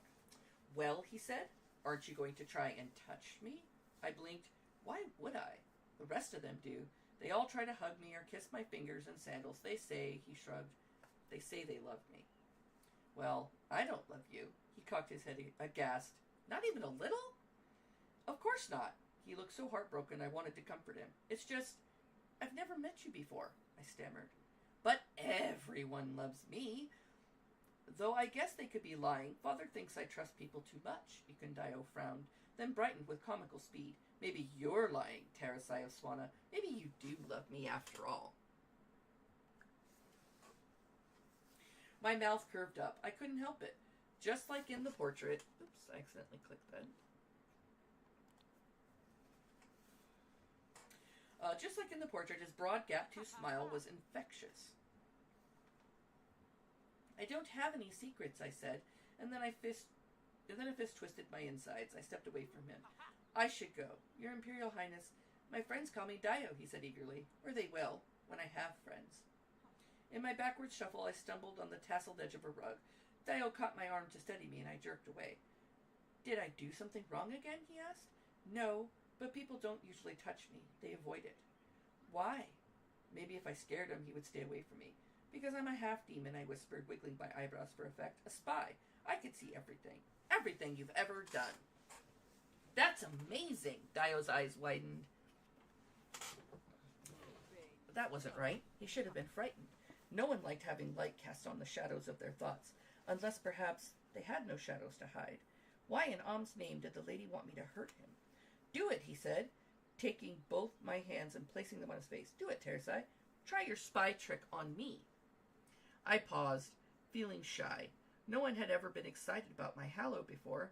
I ran a thumb over his cheeks, then remembered what my hands had itched to do minutes earlier. My mouth went dry. No, I protested silently. That girl wasn't me. I didn't have to hurt anyone. I didn't. I wouldn't. My body relaxed, and I let Dio's memories flood my vision. Hundreds of small faces barreled toward mine, drowning me in presents and kisses, sickly sweet voices, feverish with desire. I love you, Ikundayo. I'd die for you, Ikundayo. Please pick me, Ikundayo. Pick me, pick me, pick me. Most of the children had frightened him. Every now and then a child made him feel safe, but they almost always failed some strange test I didn't understand. Then Imbali would take the child away, and Dio would return to his hiding place behind the curtain, having quiet sobs that no one ever heard. My feelings began to mix with Dio's, and I grew dizzy, pulling out of his mind. Just like Dio, I had also watched the people I liked, walk away. I had wondered why no one ever stayed, why I was surrounded, yet always alone. I tried to drop my hands from Dio's face, but he held them there, eyes pouring wistfully into mine. You're going to be another one, aren't you? The prince murmured. A person I like. A person they take away. Maybe I won't, I said, though our minds had separated. A strange energy hung in the air between us, tethering me to him. Maybe I won't go anywhere. He let me go. There's only one way to make sure. There are lots of tests, but only one really matters. If you pass, you have to stay with me. I frowned. Do not. Do too. Do not. All right, he admitted. You don't, but you'll want to. I just know it. When there's 12 of us, they send us to Yorua Keep, a castle far away by the ocean. We'll live there all by ourselves and train to rule Artsar and go on adventures. I'll see you every day, forever, until we're dead. But won't our parents miss us? I frowned at the carpet. Why do they always send us away? They don't, Dio laughed. Not normal parents, but father's the emperor. He's preparing me to rule. For what future, I wondered? Was the lady preparing me? Won't your mother miss you? I asked. Oh, he looked uncomfortable. I don't have one. I mean, I know who she is. I noticed then that his chin strongly resembled Newusi's. But I'm not supposed to show favoritism to any of father's council members. I call them uncle or auntie, even my mother. It's best for diplomacy. There are lots of rules here, he admitted. But don't worry. If you pass the test, we'll make our own rules. Far away. At Yorua. My stomach fluttered in spite of my crossed arms. A castle full of friends who never left. A chance to see the world. To see the sea? Well, I said, what's the test? The answer was a jarring bolt ripping through my body, hurling me to the ground. Spots of light swirled painfully in my vision, and I could barely sense Dio's anxious voice as he knelt beside me, shaking my shoulders. Tarasai, I'm so sorry. I shouldn't have tried it. I shouldn't. What happened? I moaned, shoving him away. I tried to unite your mind with mine, he said. It's what emperors do with their councils, but it only works if you love me. Well, I sure don't love you now, I said, rubbing my throbbing temples.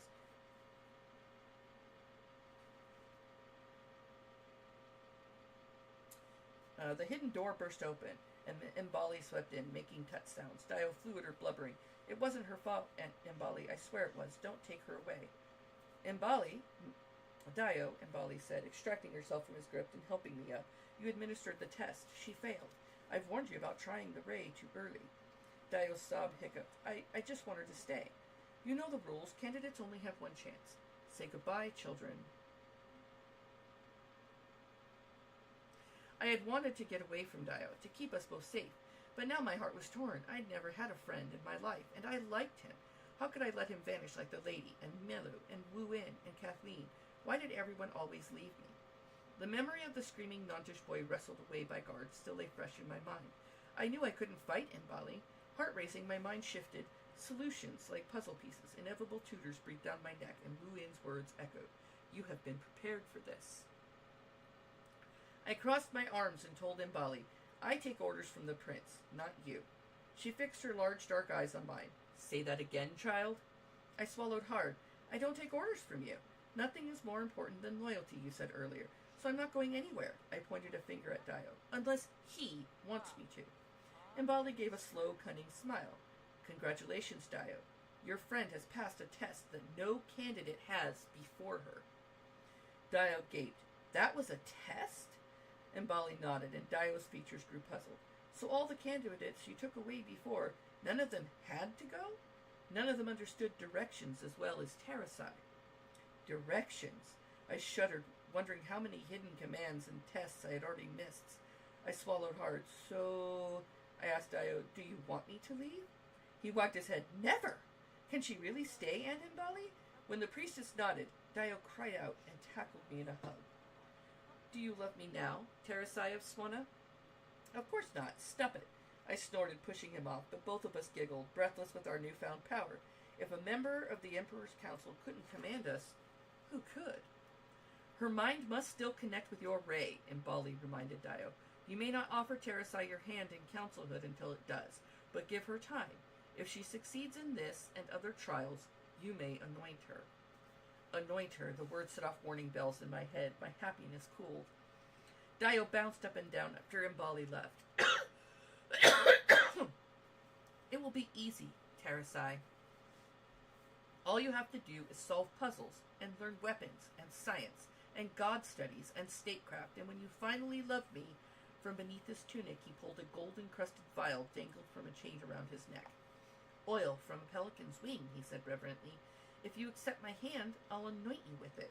Then you'll be one of my 11, forever. My blood ran hot. The room wheeled as the lady's voice broke over me, searing like oil. When he anoints you as his own. No, I rasped. No. Dio's face wrinkled in confusion. Tarasai, what's wrong? I didn't mean to. His words drowned in the shadows looming around me, voices that invaded my thought. No matter how tightly I plugged my ears, after you meet the boy in this portrait, after he anoints you as his own, I want you to kill. Kill. Kill. I won't, I rasped, swiping at phantom fairies I could only see. I won't. You can't make me. If that's what you want, said Dio, sounding crestfallen, I can't force you to join. I didn't mean you, I told him. I meant my body broke in cold sweat, as the air hung with the scent of jasmine filling my nostrils until I gagged. With one last strangled, you can't make me, mother, my vision rainbowed and the room disappeared. In a dream world, the color of Swannian grasslands, Melu hovered above me. His spirit rode where his imprisoned body could not go, coursing through riverbanks, seeping into the bedrock of the Anioba Palace. His pleading voice reverberated through the walls. It is a shame you must hurt the boy, but an arrow may not resist his master's wish. Give in, daughter, and we will both be free. I have no master, I snarled. The apparition gave a ghostly sigh, long and grim. Yes, you do. Chapter 6. We are so far along in the story now. I have not been giving comments into the story, only because for everybody's first times hearing it, I don't want to weigh in because I know what happens later in the book, and I don't want that to leak through my commentary. So I am resisting commentary currently. Chapter 6. I awoke with a lurch, expecting to be blinded by Melu's cobalt blue wings, but the arrow wasn't there. Instead of a pair of lamp-like hazel eyes blinked down at me. Kira's red veil wrapped around her hair and neck, nestling her tan, moon-shaped face. Her soothing chant had coaxed me from my nightmare. Oh, good, she laughed. You're awake. The way you were twisting and turning, Mama would have said you had a demon. I almost tried a spirit binding song, and I'm not very good at those. At the word demon, I shuddered and curled my knees up to my chest. I was still in an enormous hall. We were the only ones present, and it was nighttime. Sconces flickered patterns on the muraled walls. I was lying on Dio's sleeping platform, cushioned with panther fur blankets.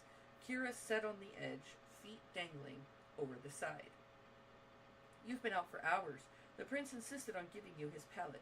You're famous with the other children, you know. The prince's favorite, she paused. Around here, that's not the safest thing to be. I'm thirsty. My throat was dry. She handed me a chalice from the floor. I sniffed at the liquid. It was mango juice, pulpy and cool. I sipped, vaguely glad it wasn't apple. Then slippery white rocks attacked my face.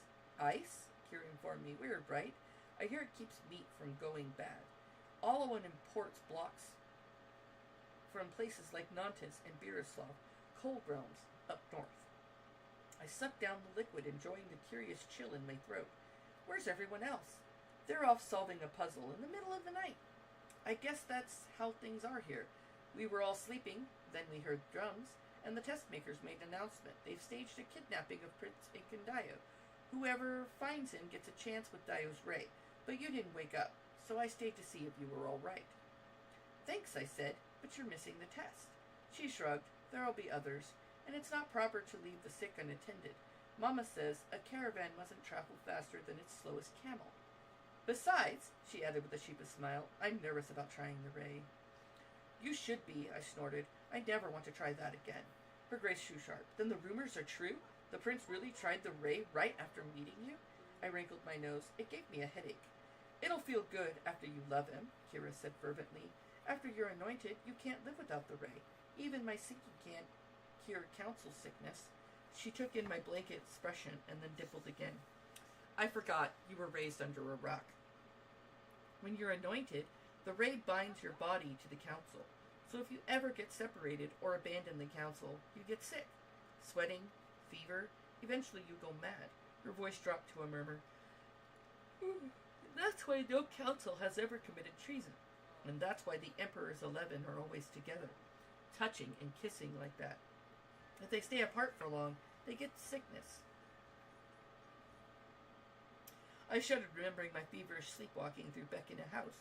Did I miss the lady because I was her daughter, or because I was her Eru? Maybe all love was a bit like council sickness.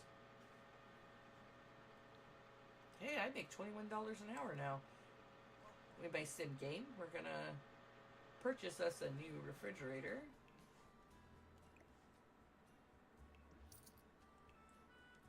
Let us get... Let's get this one. It gives us food quality 5. We deserve this. Okay. We deserve better food. It's a great honor to try the race, said Kira. If you succeed at uniting minds with the prince, you're sure to be one of his 11. Well, unless you're him. She points to a shadow across the room. I realized with a jolt that we weren't alone, after all. A tall, broad-backed figure leaned against a pillar so still that I had mistaken him for a piece of furniture. He faced away from us, hunched as if in a vain attempt to look smaller. What's a man doing in here? I whispered. He's not a man, Kira snorted through her nose. He's just big. I heard he's only 13, a year older than me. Some boys get their grown-up legs early. It happened to my brothers. Their voices got all cracked and funny. She shot a glance at the hunched boy, then shivered. I'd feel sorry for him if he didn't scare me so much. Why? Is he mean? Mama says it's unholy to gossip, Kira said primly, but... They say he's killed people. A pit fighter. The others called him the Prince's Bear, because he's very protective of Incandayo. Also, he's been here longer than any of us. When Incandayo tried to ray on him, it worked immediately. To my surprise, jealousy pricked. So the bear's already anointed? He's the first of Dio's 11? No, he refused the prince offer. Refused to be anointed. Can you believe it? But the Emperor's Council still won't let him leave. They think he'll change his mind. I frowned. What sane child would turn down a permanent family? I could not imagine a rosier life. I wonder why he said no.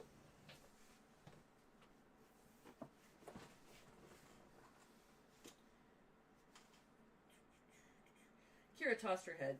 I think he's too good for us, probably. That's what kids from rich realms are like, you know. I mean, not all of them, she said awkwardly. You're different, I guess. I'm not rich, she snorted. You're from Swana. Mama says Swana has more maize than blades of grass. Or at least it used to. A powerful Alagbato used to guard your savannas so the harvest never failed. But he disappeared some 10, 11 years ago? No one knows why. My skin ran cold. Melu was trapped in his grassland, unable to serve as Swana's guardian until I fulfilled the lady's wish. I bit my lip with guilt, but Kira didn't seem to notice. You're lucky to come from fertile land instead of desert. I bet you've never gone hungry a day in your life. I haven't, I admitted. Where's the Prince's Bear from? Derma, she whispered. That's where they ride elephants in the streets. The roads are paved with coins. She slipped off the bed and fussed maternally over my bedding. If you're feeling better, I should go join the others. Maybe I should come too. No, the healer said you should rest. Besides, you're already the prince's favorite. Give the rest of us a chance, huh? She winked, then jerked her head over at the Dermish boy. And don't worry about the bear. We've chained him to the bedpost. Alarmed, I squinted at the boy's gloomy corner of the room. Something silver glinted in the sconce light, a chain of metal links, wrapped around the pillar and ending in a cuff on the boy's burly arm. It was a joke, said Kira, looking sheepish. The other kids started it. He's the prince's bears, and bears are baited, so... My brow knit. Doesn't seem very funny to him. He could have stopped us if he wanted to. Besides, Mama says Dermish people are like rabid dogs. I'm not going near him. She refilled my goblet from a pitcher. Mama says sick children ought to drink lots. Patted my arm, and then hurried from the room. I watched the figure in the far corner, unnerved by how still he was. He hadn't budged, even when the bedroom doors slammed behind Kira, but I lay quietly, afraid of spooking him. Then pressure weighed on my bladder. I winced. I hadn't relieved myself for hours. Come to think of it, I was hungry too. I wriggled from the pile of panther skins and stood. The pressure intensified. After a fruitless glance around the room, I cleared my throat. Excuse me, I said. Do you know where they keep the chamber pots? My face heated. The figure tensed, as though surprised I had addressed him. Never mind, I mumbled. The pots are kept in the corner. I froze in surprise. The boy had not moved, but his voice filled the room, soft and implausibly deep. Put it back when you're done. Servants take them away in the morning. Oh, thank you. I crept to a corner and retrieved a brightly painted clay pot. I paused again. Are the privy screens outside? The boy made a growling sound, almost a laugh. Privacy is illegal here, new girl. Council members aren't allowed to have secrets. Most candidates relieve themselves in the morning or late at night when the gender screen is still drawn. His Dermish accent slid at a musical scale. Plosive consonants skipped across the boy's tongue like stones on a pond. He added, "Don't worry, I won't look." I did the deed as quickly as possible, stashing the pot in one of the window alcoves. My stomach gurgled, and I remembered the feast I had seen in the dining hall earlier. I had asked, "Where can I find food?" "I wouldn't know," the boy replied. "I missed dinner hours ago." "My servants tied me up like you once," I blurted awkwardly. "They were afraid I would steal their memories while I slept. I always give memories back after I take them, but they didn't trust me." For the first time, the Dermish boy turned. Due to his size, I had expected him to look older, but a startlingly young face flickered in the candlelight, with a heavy jawline, reddish-brown skin, and deeply slanted eyebrows. His ears stuck out as though he'd yet to grow into them, though the idea of him growing more was hard to imagine. "Stealing memories," he said? "That's your hollow?" I nodded, like this. Feeling a strange urge to impress him, I placed a hand on Dio's dais. The marble groaned as my mind invaded its pores. The stone remembered a boy who slept here decades ago. Over and over he had rasped into the blankets. The lady. The lady. The lady. I snatched my hand from the dais as if it had burned me. The Dermish boy raised an eyebrow. "Something wrong?" "Emperor Oliphbade slept here before Dio," I explained. "When the Emperor was young, he had bad dreams. I think Dio gets bad dreams here, too." "You see all that?" asked the Dermish boy. "Just by touching things?" "People leave stories everywhere. It's easier to take them from living things, trees, soil. Objects and dead things don't have very clear memories." The boy ran a hand through large, soft curls. "When you take memories, could you take them for good?" The chain on his arm rattled. "Could you make someone's memories disappear forever?" "No," I said. I don't know. I've never tried that before." To my surprise, the boy looked disappointed. "My name is Tarasai of Swana. What's yours?" "Sanjit of Jirma," he said. He tensed when I came near, hiding his shackled arm. "Aren't you afraid of me?" "Should I be?" "You heard the blessed girl," he said dryly. "I'm the prince's bear." I looked down, sheepish that he had overheard us. "Kira said you were able to connect with Deo's Ray. That means you love him, so you can't be all that bad." "Bears are dangerous, even if they don't want to be." He stared hard at his calloused hands. "It's in their blood." I remember what Namusi had said about me. Murder is in that child's blood. "Nobody has to hurt people if they don't want to," I snapped. "Nobody. They can't make us." "Of course they can," Sanjit said evenly. "If we're anointed, we serve at the pleasure of Prince Ikundayo. It's the council vow. We shine as moonlight. We reflect the morning star." I frowned. Why would anyone want to be moonlight? It's white and cold. I'd much rather be sunshine. For the first time, Sanjit's lips twitched in a smile. His eyes, I noticed, were the color of long, steeped almond tea. Curiosity crept into his gaze, and I returned it. "Kira says you've lived here for ages. Can you find us food? Can't you break that chain on your arm?" "If I could," he said dourly, "then I wouldn't be here, Sunshine Girl. I'm not that strong." He gestured to the shadowy ground. "The candidates tossed the key down there." Thinking quickly, I dropped to my knees and pressed my ear to the floor. Memories echoed across the stone. Children's feet, the clink of a key skipping across the floor's surface and stopping beneath a sleeping mat. I groped in the dark until my fingers closed around something metal. "Got it." I rose and took Sanjit's arm. He stiffened beneath my touch, then relaxed, watching me as closely as I unlocked the iron cuff. "Come on," I said, feeling suddenly shy. I turned and headed for the door. I saw a room with dining tables. There might be food left. He followed, hunching his towering shoulders. He looked uncomfortable with the space he consumed, as if his presence were a greedy imposition. "So, if you're not that strong," I asked, "what is your hollow?" Sanjit stared down at me through long, thick lashes. Now would be a good time for me to lie. "Why?" Because friends can't be afraid of each other, he said bluntly, and I want to be your friend. I assessed him. I don't think you'd be very good at lying. I'm not, he smiled. And you'd find out my hollow anyway. There are no secrets in the children's palace. He sighed, scanning my body, and rattled off a list in monotone. You twisted your ankle months ago. It healed stiffly, so you're easy to trip. There's a knot between your neck and your left shoulder. Your reflexes will be slower on that side. When you blink, your right eye closes faster. It causes a blind spot. He trailed off, shifting his feet. I see weakness. Bones, muscles, ruptures. They sing to me, tell me their secrets. That's why Father put me in the death matches. With my hollow, I never lost a fight. His face hardened and then grew soft. Amma, my mother made me come here. She thought if I joined the council, I could help people. Become a doctor or a priest. I'd like that. Then why did you say no when Dio offered to anoint you? He swallowed. Because if I join, I can never see Amma again. His expression grew haunted. She would be stuck with Father forever. Before we left the chamber, I looked back at the serene rows of sleeping baths, dappled with sconce light. Had Mbali slept here once too, like Olive Blade and Thaddeus and Nulusi? In this room, how many future rulers had dreamed away their childhood? Friends for life, I murmured, remembering Dio's promise. I glanced again at Sanjeet. Do you really think that will happen? If we're anointed, do you think we'll love each other?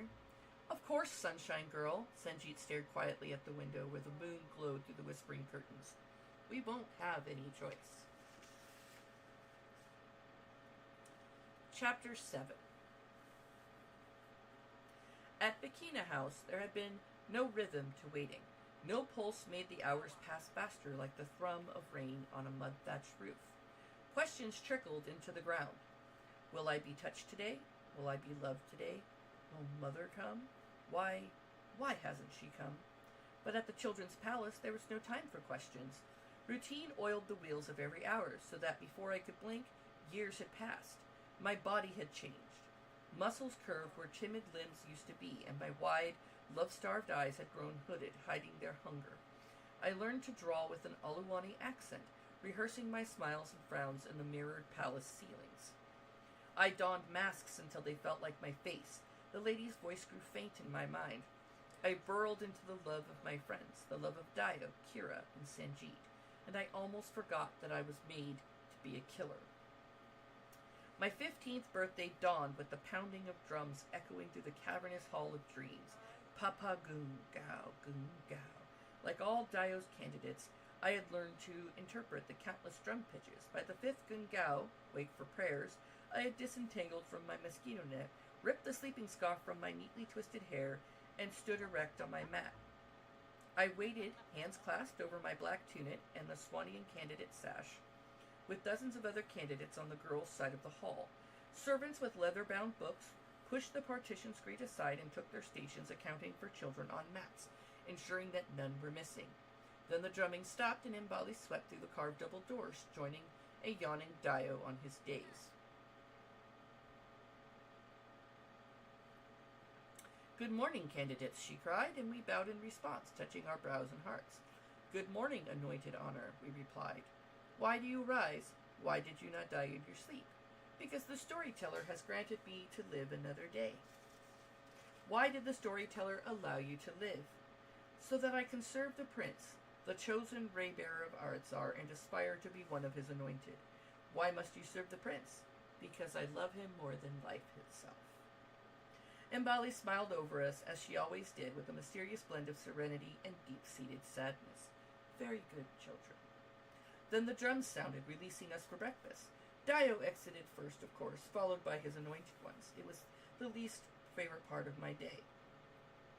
My pain at Dio's growing council festered like an ulcer.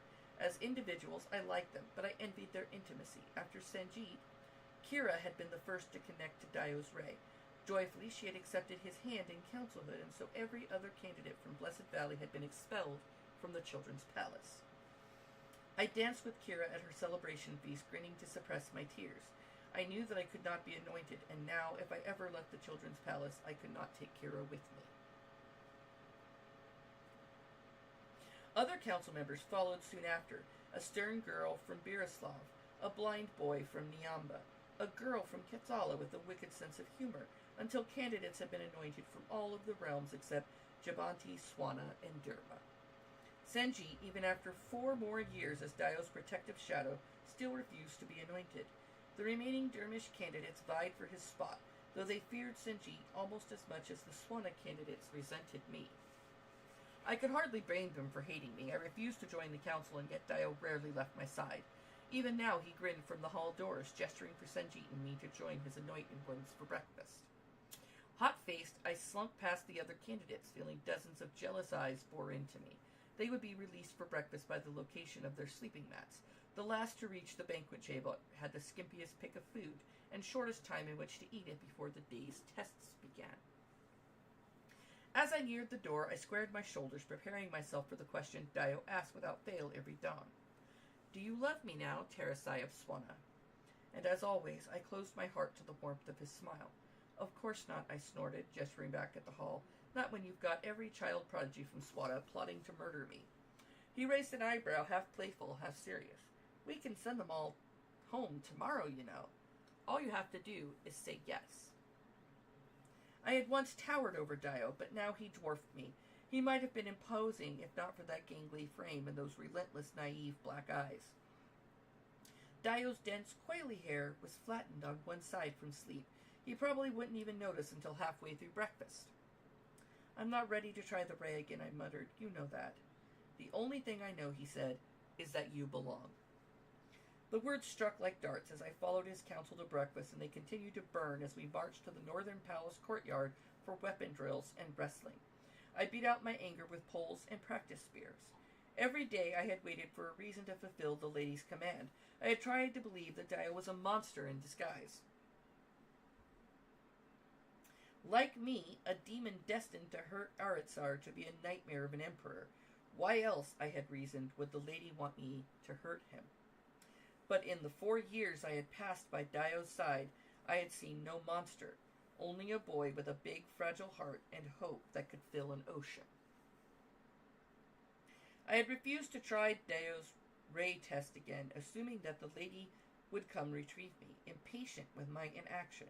But as months bled into years, I could only come to one conclusion. The lady had forgotten me entirely. Years ago, this reality would have hurt me. But I had different ambitions now, grander dreams than earning the lady's love. I wanted to help Aritsar like Kira and the other anointed ones. I wanted to join the faces of heroes on the watching wall. I longed to deserve the way that Daio looked at me each morning. But I was half Eru, and as far as I could tell, there was no rewriting that cursed story. Crack! The blunt end of Gira's practice spear connected with my gut, and I gasped, doubling over. "You're distracted," she observed. Sweat beaded on her brow beneath her prayer scarf, trickling down her face as she dimpled.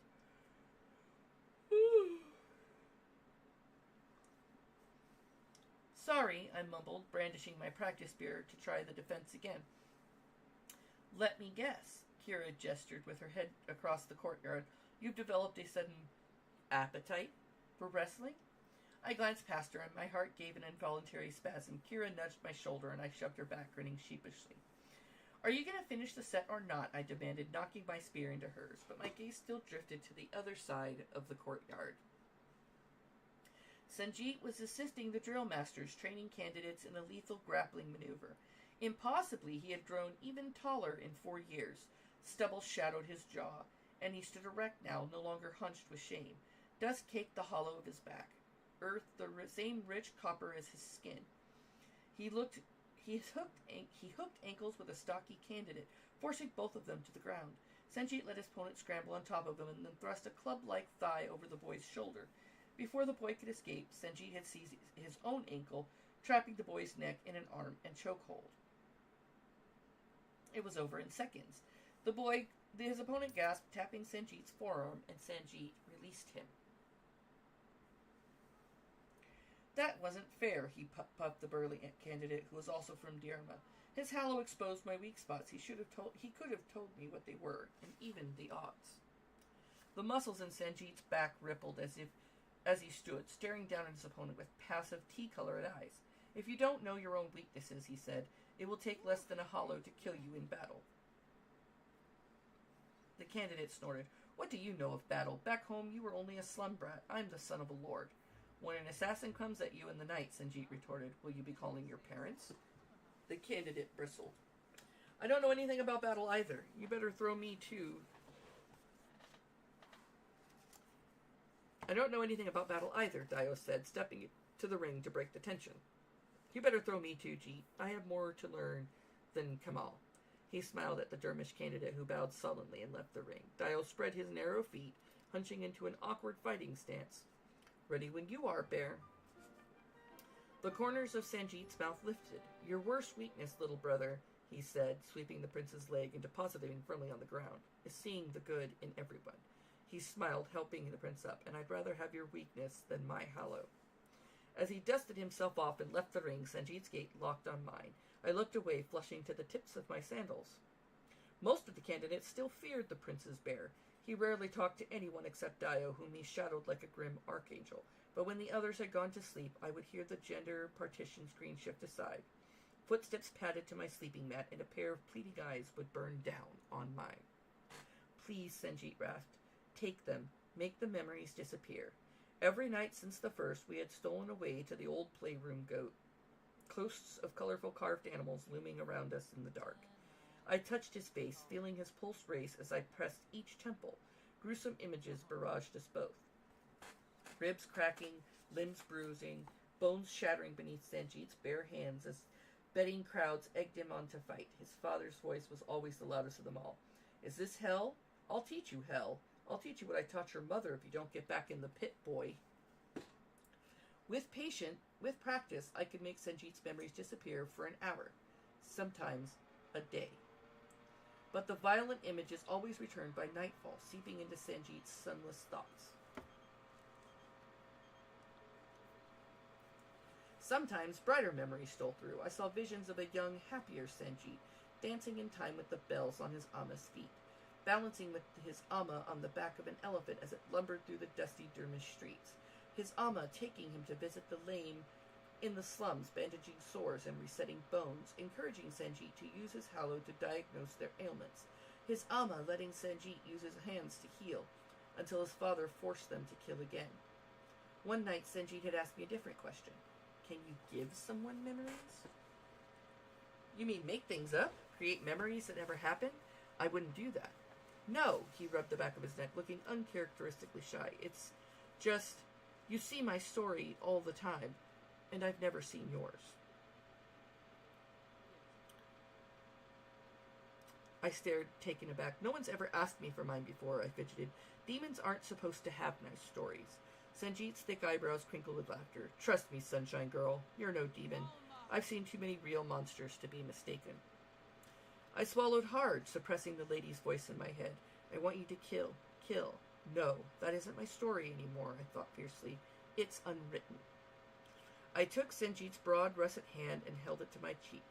Carefully, I showed him the orchard at Bakina House, boughs red with sun-kissed mangoes. I showed him my overbearing tutors hovering as I solved puzzles. I showed him the elephants outside my Bakina House window, bush sprites teasing their large, silly ears. I showed him Wu In and Kathleen, bickering over my head as we crossed the deserts and mountains into all in one. I did not show him arrows or mothers or wishes. The more I shared my story, the longer Sanjeet's unhappy memories stayed away. Some days he didn't ask me to erase his memories, he just asked for more of mine. I'll run out of memories to show you, I warned him, and he shrugged. Then I guess we'll have to make more, Sunshine Girl. After weapons training was over, a palace courier sprinted into the courtyard and bowed curtly, handing a message to one of the drill masters. The master glanced over it, then gestured stone-faced at Sanjeet. It's for you, the master hesitated. Maybe read it in private, son. When we returned to the children's palace for our next barrage of lessons and testing, Sanjeet was nowhere to be found. His face remained on my mind as I solved the day's allotted riddles and logic puzzles. Thanks to Bakina House, the tasks had never been difficult and rarely required my full attention. What do you think happened to Sanjeet? I whispered to Kira as drums pounded through the children's palace. We were returning to the Hall of Dreams, lining up for the afternoon catechism. She shook her head, looking worried. He wasn't at lunch. Jeet would never leave Dio unattended this long, not unless something bad happened. Before we could speculate, a pair of griot priests with oiled beards entered the hall. They took their usual place on the day, and we candidates stood at our mats, Kira leaving me to take her place by Dio's side. Drums beat out the introduction for the day's catechism. I struggled to keep my thoughts off Sanjeet as the griots performed, pausing for the traditional call and response. Queen Earth and King Water are lovers. Their children are many trees, rivers, creatures that creep, Kidu, and swim. Shui, Shui. They are weak and dumb of speech, but are Earth and Water lonely? Tell me. No, we chorused around the room. They have a friend. Aha, the priest continued. The pelican glides from star to star, shaking stories from its wings, woom, woom, to fill 1,000 worlds. The pelican is older than earth and water, older than the sun. It does not always have wings and a bill. Sometimes it has hooves and a tail, or paws and a mane, or no body at all. Who is the pelican? The storyteller. Yes. Called was. Called will be. Watch. Now, the pelican moves through time like wind, with as many names as it has feathers. What name shall you call it? Choose wisely, for names have power. High above earth and water floats Empress Sky. She gazes below and teems with jealousy. Before earth gave her heart to water, she was Sky's beloved sister. Now Sky is lonely in her airy realm and bitter. What does she do? Tell me. She challenges King Water. Yes, to a duel. The heavens howl, Hawana, Hawa, and the oceans churn. The war of Empress Sky and King Water rages for 7,000 years. Earth feels neglected by both husband and sister. See her take on a new lover, the handsome warlord Fire. The children of Earth and Fire multiplied throughout the realms, fierce and strong. Volcanoes, dragons, rubies, and mountains of coal. Water realizes the children are not his own, and he abandons Earth in anger. Her lakes dry up, her fields turn to desert. See Earth begin to die. Who shall come to aid her? The pelican. Yes, the pelican hovers over Earth. See it pierce its own breast to nourish her. Watch the pelican's blood fall, filling the parched places. And what now? New children are born, fashioned from the clay of Earth and brought to life by the blood of pelican, humankind. Yes, the first living people. Water reconciles with Earth, promising to raise her new children as his own. Are the children strong? Yes, and clever. But Fire is jealous. He is angered by Earth's union with Water and her friendship with the pelican, so he curses humankind with 13 ways to die. Once gods, they are mortals now, weak as beasts. What shall they do? Who will lead them? Tell me. The Ray Bearer. Aha! See, the pelican steals rays from the sun, blessing the first emperor with wisdom and compassion. You must choose 11 brothers and sisters, it tells the emperor, shaking oil from its wings. For every brow you anoint, you will gain immunity to one of the 13 deaths. Choose well, emperor, for the world you will be as God, but to your counsel you will be yet a mortal man. It is done. The myth was ancient except for the Ray Bearer's part, which had only 500 years ago when the Kunlios formed the empire. After finishing the story, the priest made us recite the 13 causes of mortal death.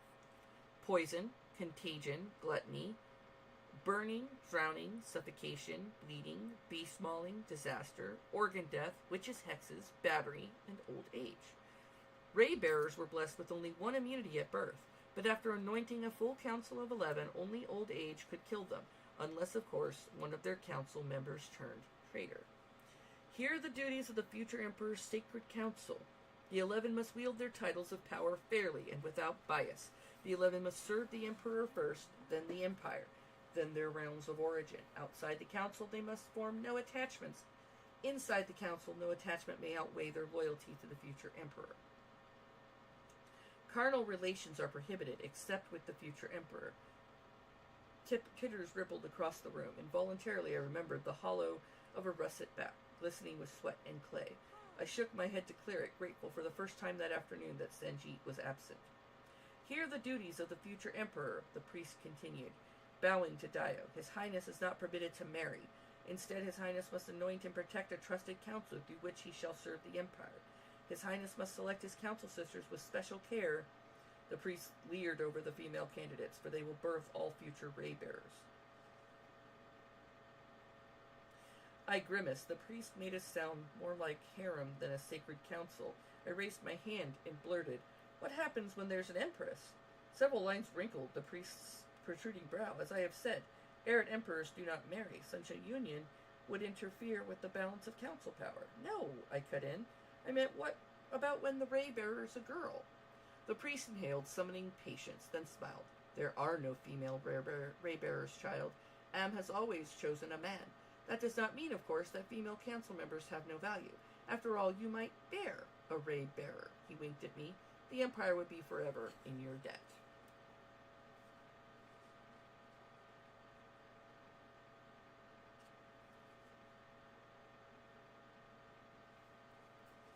Before I could respond, my chest began to burn. Someone had heaped coals over my heart. The heat came from inside. A dragon, a demon throbbing to get out. I gasped, clutching at my heart and sweating, glancing around and hoping no one noticed. The moment the priest looked away, I ran from the Hall of Dreams, sandals pounding the stone until I reached the banquet chamber. Pitchers of water and cordial from our last meal still rested on the long, low tables. I seized one and poured out the water, careful to keep the ice in the pitcher. Then I lay on the floor and dumped the ice cubes onto my chest. The cold stung viciously. I gritted my teeth to keep from howling. This had happened before. The surges of heat had tripled in frequency once I moved to the Children's Palace. They had first begun at Bikina House when I was prone to tantrums.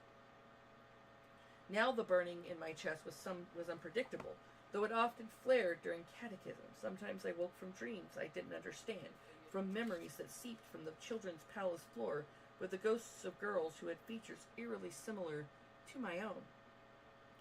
I shivered, willing away tears as I stared at the muraled ceiling. Did these attacks have something to do with the lady, with the ugly truth of what I was? Footsteps echoed in the hallway outside, and I sat up, cubes spilling into my lap. A face appeared in the banquet chamber doorway. Am's story, Tar, exclaimed Kira. Did that happen again?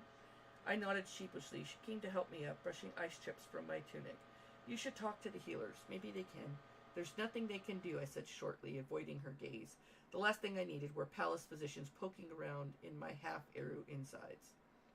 Kira pressed her lips together. Well, you can't keep missing catechism. The test makers will start to talk. Next time, try to wait until sunset. I could sing to you then. It was our ritual. Every dusk, we stole away from the tests and prying eyes of the Children's Palace, away to Aniloba rooftops where we could watch the sky turn shades of fire. I only shrugged, and Kira sighed as we left the banquet chamber. Before we could escape, one more trial awaited us, the Daily Prince's Court. No palace made me feel more distant from Dio than the Children's Palace throne room. I stood invisible among the other candidates in the chamber of mirror ceiling tiles and wax-dyed tapestry. A platform of 12 wooden thrones rose before the candidates. As Dio, Kira, and the other anointed ones took their elevated seats, I scanned the room for Sanjeet, but the towering pillar of his head and shoulders did not appear. By the power of the ray within me, I declare this court in session, Dio began, tapping a plain wooden scepter on the ground. I approached the throne. He smiled over the crowd, pulling uncertainly at the rings on his fingers. The Children's Palace acted as a microcosm of Anilioba's true court, preparing Dio to make decisions as an emperor. After a murmuring pause, a Jabanti candidate named Ziongo stepped forward. I have a complaint, Your Imperial Highness. Dio nodded, and Ziongo bowed and crossed his arms. When Jabanti are paired with candidates from Derma, we always lose the timed logic puzzles. They slow us down, I think. He continued over enraged objections from the Dermish candidates. I think every member on a team should be from the same realm. Why mix figs with mangoes? Why should Jabanti hunters and scholars be dragged down by empty-headed merchants? Oh my god, that's rude. Dio winced at the now unruly crowd. Jabanti and Dermish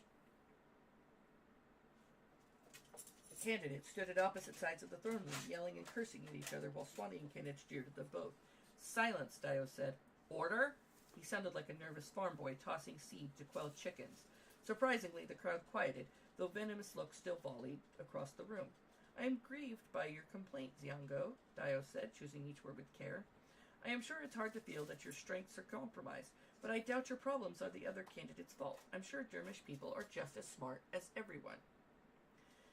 I shook my head in admiration of Dio's patience. I would have snapped at Ziongo to either work with his Dermish teammates or take his haughty rear end all the way back to Chokti.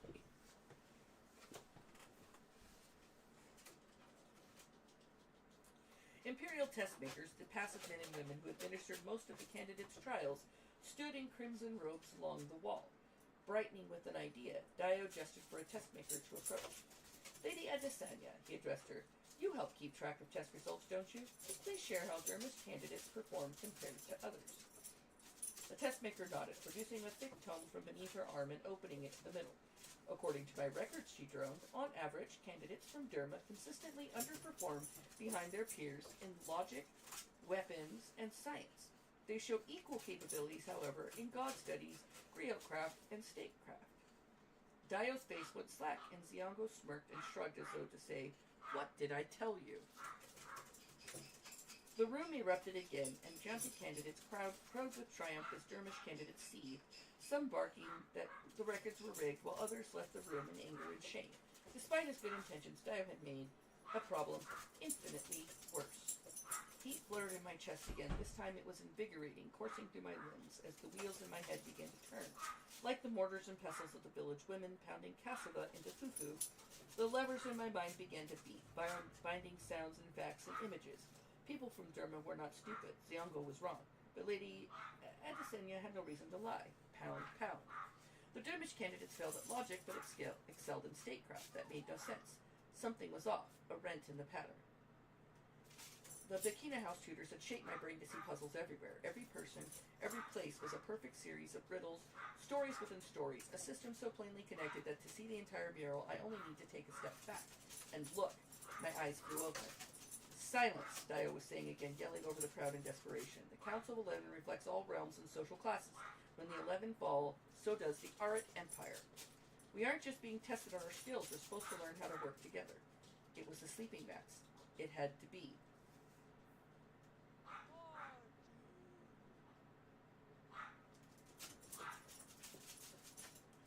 Candidates from Swana and Janti were likely to have the names later in the Arid alphabet, while Dermish names occurred earlier. The sleeping mats were arranged by name. Candidates with the names earlier slept farthest from the doors in the Hall of Dreams, making them last to reach the banquet hall. Running on virtually no food, those candidates would be exhausted for every trial administered before lunch. Logic, weapons, and science. God studies, griotcraft, and statecraft occurred after lunch and dinner, so in those trials they performed well. The solution was so simple, it almost felt silly. I felt guilty for not noticing earlier. Dio always invited me to eat with his anointed ones, and so I had never been affected. Dio cleared his throat, squirming beneath the unsatisfied glowers of the crowd. I will not grant the request for unmixed teams. I smiled, and my shoulders relaxed. Good. Dio knew better than to humor the Janti candidates' prejudices. However, I decree that from this day forward, Dermish candidates will receive additional tutoring in their failing subjects. The special treatment will continue until performance rises. Wrong. My pulse quickened. Dio's ruling would only make the Dermish candidates more exhausted than they already were. It wouldn't solve the problem. But as I opened my mouth to challenge his ruling, heat slammed my chest again. It was worse than during the Grayot's lesson. A poker seared beneath my ribs, burning for release. I struggled for breath with dawning horror. Of course, the pounding, the Pudgix law, it wasn't a gift, it was a trick. My intelligence was just another part of my Eru curse, a ploy to make me doubt Dio's right to rule.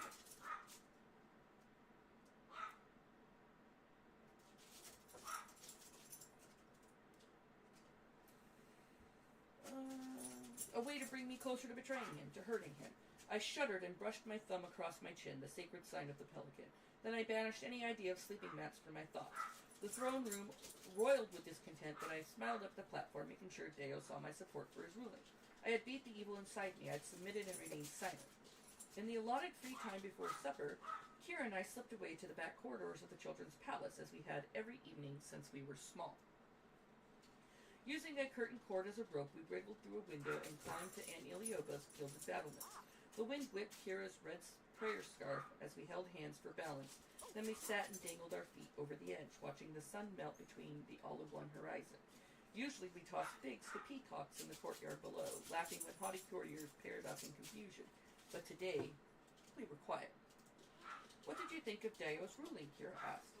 What does it matter? I stared over the golden domes of Aunt Ilioba. In the city beyond, Olawan's Orange Harp Festival was beginning to gain revelers. The priest made it clear what council sisters are for. We should focus on protecting Dio and not changing his rulings. When I finish this chapter, we're going to take a break because it'll be time for Chili to eat.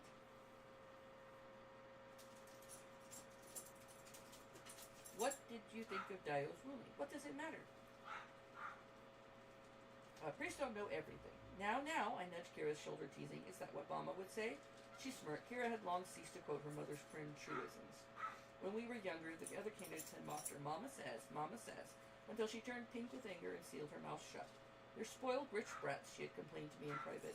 They've never seen a desert or herded goats or worked a farm. They were raised to be tested at the palace. They've never had a real family.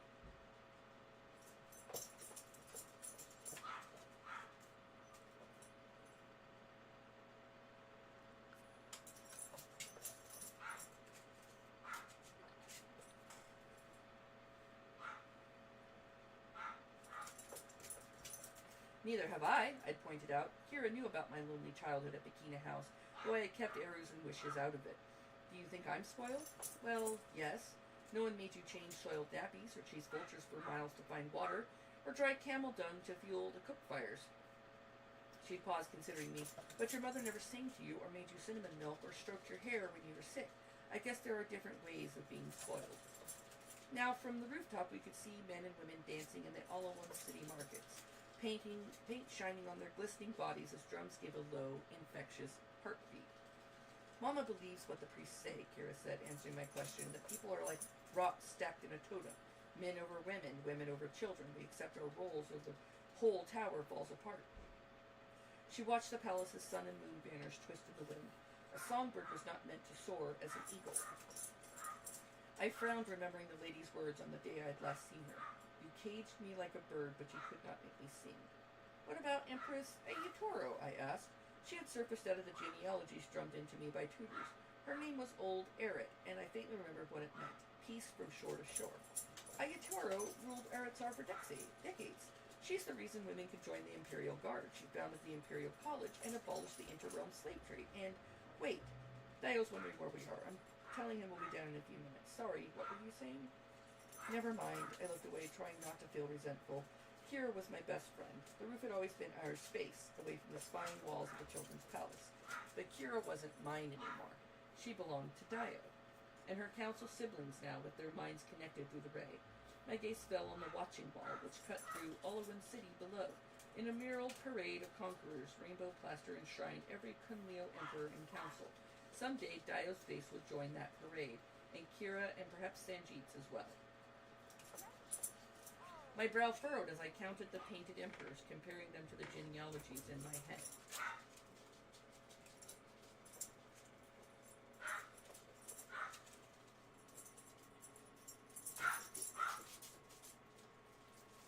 My brow furrowed as I counted the painted emperors, comparing them to the genealogies in my head.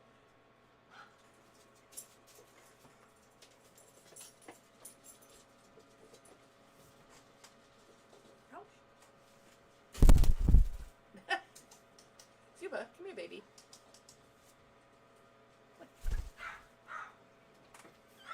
Okay.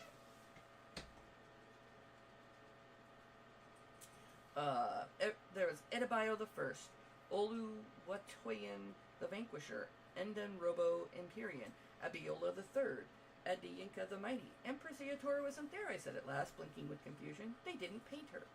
Ayatoro was an exception, Kira said. I asked the priests about her. They say she was a fluke. Only gave Ayatoro the ray because her father died without male heirs. An exception does not negate the rule. She flicked a pebble over the edge of the roof, fidgeting with the tasseled edges of her prayer scarf. You know, when I left home, I believed no place would ever be quite as beautiful, quite as bright as the Blessed Valley. I remember, I grinned, imitating Kira at age 12. Mama says the Blessed Valley sky was woven by the pelican itself, a tapestry with no snags, floating over honey-colored mountains. The corner of Kira's mouth lifted. Beauty and order were our idols. To Blessed's, a pot is not finished until every lump is smooth. Our parties are always the same songs, the same food, stories we tell over and over again. She sighed. Don't laugh, but when I first came to the Children's Palace, I used to fantasize about talking to Mama. In my dreams, I'd tell her, today I learned how to use a spear, or today I solved a logic puzzle faster than anyone else. And dream Mama would say, my wise and disciplined girl, see how my Kira takes her good home training into a big world. But now when I dream about Mama, I say things that make her frown. Kira paused, watching a flock of synchronized swallows soar across the red-streaked sky. I say, why don't blesseds ever let women lead caravans? They do just as much work as the men. Or why do blesseds wash their hands after trading with other realms? Those people are no dirtier than we are. And Mama cries and says, where did my Kira go? Who is this sneering girl who spits on her home, who questions her elders? Does the world love you better than your family? Does it swaddle you at night and fill your belly with goat's milk? Where is my Kira? And I say, I'm here, Mom, but I'm not. Kira Becca sobbed. I'm far away, Terasai. From all of them, and the more I learn, the farther I feel. I don't know where home is anymore. I took her hand in mine, and we sat in silence, watching the clouds fade to purple and the torches flickering for miles across the city like golden prayers in the dark. I was not an anointed one, and so my sleeping mat was far away from Dio's platform and the pallets encircling it, but every night, after the candidate minders had retired to bed, leaving the Hall of Dreams unattended, I embraced my popular role as dream giver to the Prince's Council. I want steamy dreams this time, said Mayazadal, propping herself up on her pallet with one hand. She grinned at me, winking the red bar tattooed across her nose. Can you imagine that? Mayazatl was Dio's council sister from the rainforest realm of Quetzala. She was a prodigy of architecture and weapon design, and equally skilled at amassing love notes from tormented candidates. I rolled my eyes. Fine, but I'm not putting in anyone we know. She winked. Once Dio completes his council and they send us to Yoroa Keep, we'll be locked in that council for a long time, you know. When you finally let Dio anoint you, you'll have to be less of a prude. I looked away, wincing at finally. I was still cursed by the lady, and until I found a way to break it, to protect Dio, there would be no anointing. Go to sleep, Maya. She hastened her slumber by chewing kuso leaves, and when her chest rose in snores, I touched the top of her silky black hair. I gave her a silly made-up memory of a handsome warrior stumbling upon her bathing. She subdued him with a crossbow she had designed for herself, then seduced him as he nursed his wound. Mayazatl snuggled into the pallet, sighing contentedly. To Kira, I gave dreams of her mama and Baba, who kissed her cheeks and stroked her hair and said they weren't angry about her leaving them. For Cameron, Dio's rugged council brother from Miwi, I fabricated a pack of hunting dogs, nipping cheerfully at his ankles as he tracked a boar in the forest. Dreams of blooming roses were for Therese from Nantes, adoring crowds were from Aileen from Moreo, and handsome swains for Theo from Sparti.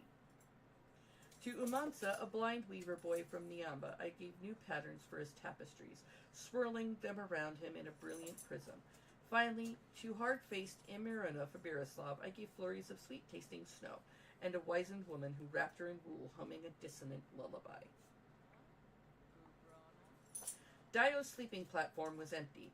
I stared at the satin pillows and panther coverlets, remembering my first day in the Children's Palace when Dio had let me sleep there. For weeks afterward, he had insisted I share the platform with him. I had pressed my head against his, feeding dreams into his brow. Sighing, I made my way through the maze of mats to a window alcove in the corner, the same place I had found him hiding years before. The curtain was drawn, and a shadow sprawled on the broad sill behind it. It's weird how often you go back here, I told the shadow, poking it through the curtain. Aren't you afraid you'll fall off the ledge? The damask screen pushed back an inch. I passed inside, climbing onto the cushioned ledge. The window was unglazed, and so we were exposed on one side to the balmy night air. Dio didn't look up when I sat across from him. His hair stuck out in locks. The traces of his nightshirt lay undone, exposing his collarbone as he cupped an object in his hands. You shouldn't have that out, you know, I whispered. It's dangerous. The mask was slightly smaller than his palm and carved to resemble a young lion. A word in the tongue of old Aluwan has engraved on it. Oloi, Crown Prince. I shuddered, remembering my first day in Anialova when Olive Blade taunted me to kill him. Olive Blade's mask was identical to Dio's, except that his was marked Oba for Emperor, and its mane boasted all 12 colorful stripes. This is the only place I can look at it, Dio said, and then stared over the window ledge at the blackness below. It's hard to believe sometimes I could slip over the ledge, fall 10 stories down to the courtyard, and nothing would happen. I wonder if the other princes have ever tried. Don't talk like that, I said, eyeing the mask warily. 9 stripes colored the obsidian mane, jewel tones glittering in the moonlight. For each person Dio anointed, a new color would appear, representing the immunity that Dio had gained. In addition to the one with which he was born, Raybearer princes wore the mask around their necks, hiding it always beneath their clothes. They showed it to no one, lest an assassin discover the kinds of death to which they were not yet immune. Only when a Raybearer's council was complete did he wear the mask openly, displaying its deathless power to all the world.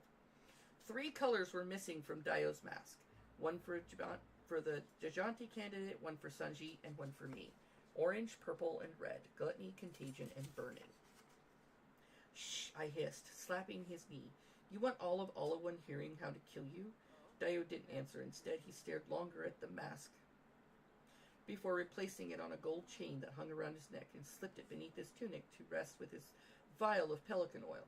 Why won't you let me anoint you? That was 4 years ago. Wait, I shrugged, avoiding his gaze. The ray doesn't work on me. It gave me a headache. You know that. That was 4 years ago, before you knew me, before you... He broke off and stared at the moon. The words he did not say loved me hung between us. I was a wreck in court today. I had no idea what to tell Ziango, but you did. I flinched. He crossed his arms, raising an eyebrow. You had a better ruling, he said. I could tell.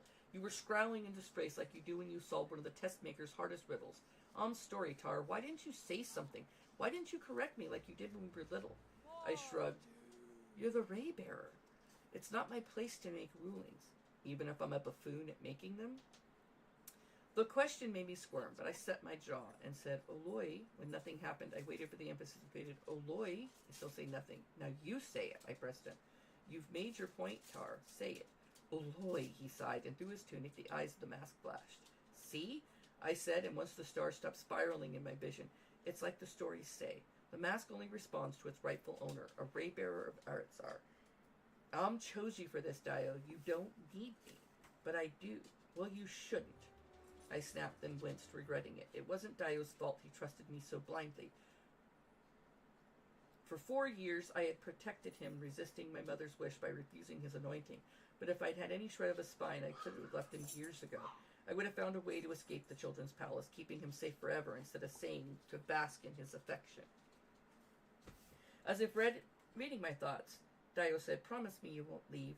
His voice was quiet, but his gaze was dilated, volatile with fear. Promise me you won't abandon Aratzar. I tried to laugh. Don't be dramatic. I can't explain it, Tar, he whispered, but the moment I first saw you, I knew we were linked. We're beings in a pod, you and I. I think it's both of us, or neither. My blood ran cold. I don't understand. They were words a lover would say, but that was not how Dio meant them. All I wanted was to be gone from that alcove, away from the raw vulnerability in those dark eyes. Fine, I promise, I said, wriggling off the ledge and opening the curtain. Get some sleep, Dio, and for Om's sake, stop taking out that mask. I returned to my mat on the girl's side of the hall, carefully wrapping my hair in its sleeping scarf. Then I lay on the ground, hands folded stiffly beneath my cheek. For what felt like hours, I fought sleep until at last heavy footfalls crept to my side and a shadow fell over my mat. I was afraid you wouldn't come, I whispered. Where in Om's name have you been? He looked haunted as he stared down at me and faint, as though he hadn't slept or eaten all day. He swallowed hard, holding out a hand to help me up. Please, he said. Did the Emperor speak with you? It's all right. If it was scary, I can take the memories away. My Amma is dead, Sanjit whispered. Father was taken to prison. Alright, and this is where we're going to stop for now. I'm gonna stop my stream. You let me know how you felt I did streaming, and whether or not I need to slow down or speed up. I'd like to continue doing this because we're on chapter 9, and I think that we would enjoy more of this. Anyway, I will talk to all of you later. Thank you for stopping by and listening to me. Thank you for watching my sim do random stuff. I have no idea what she's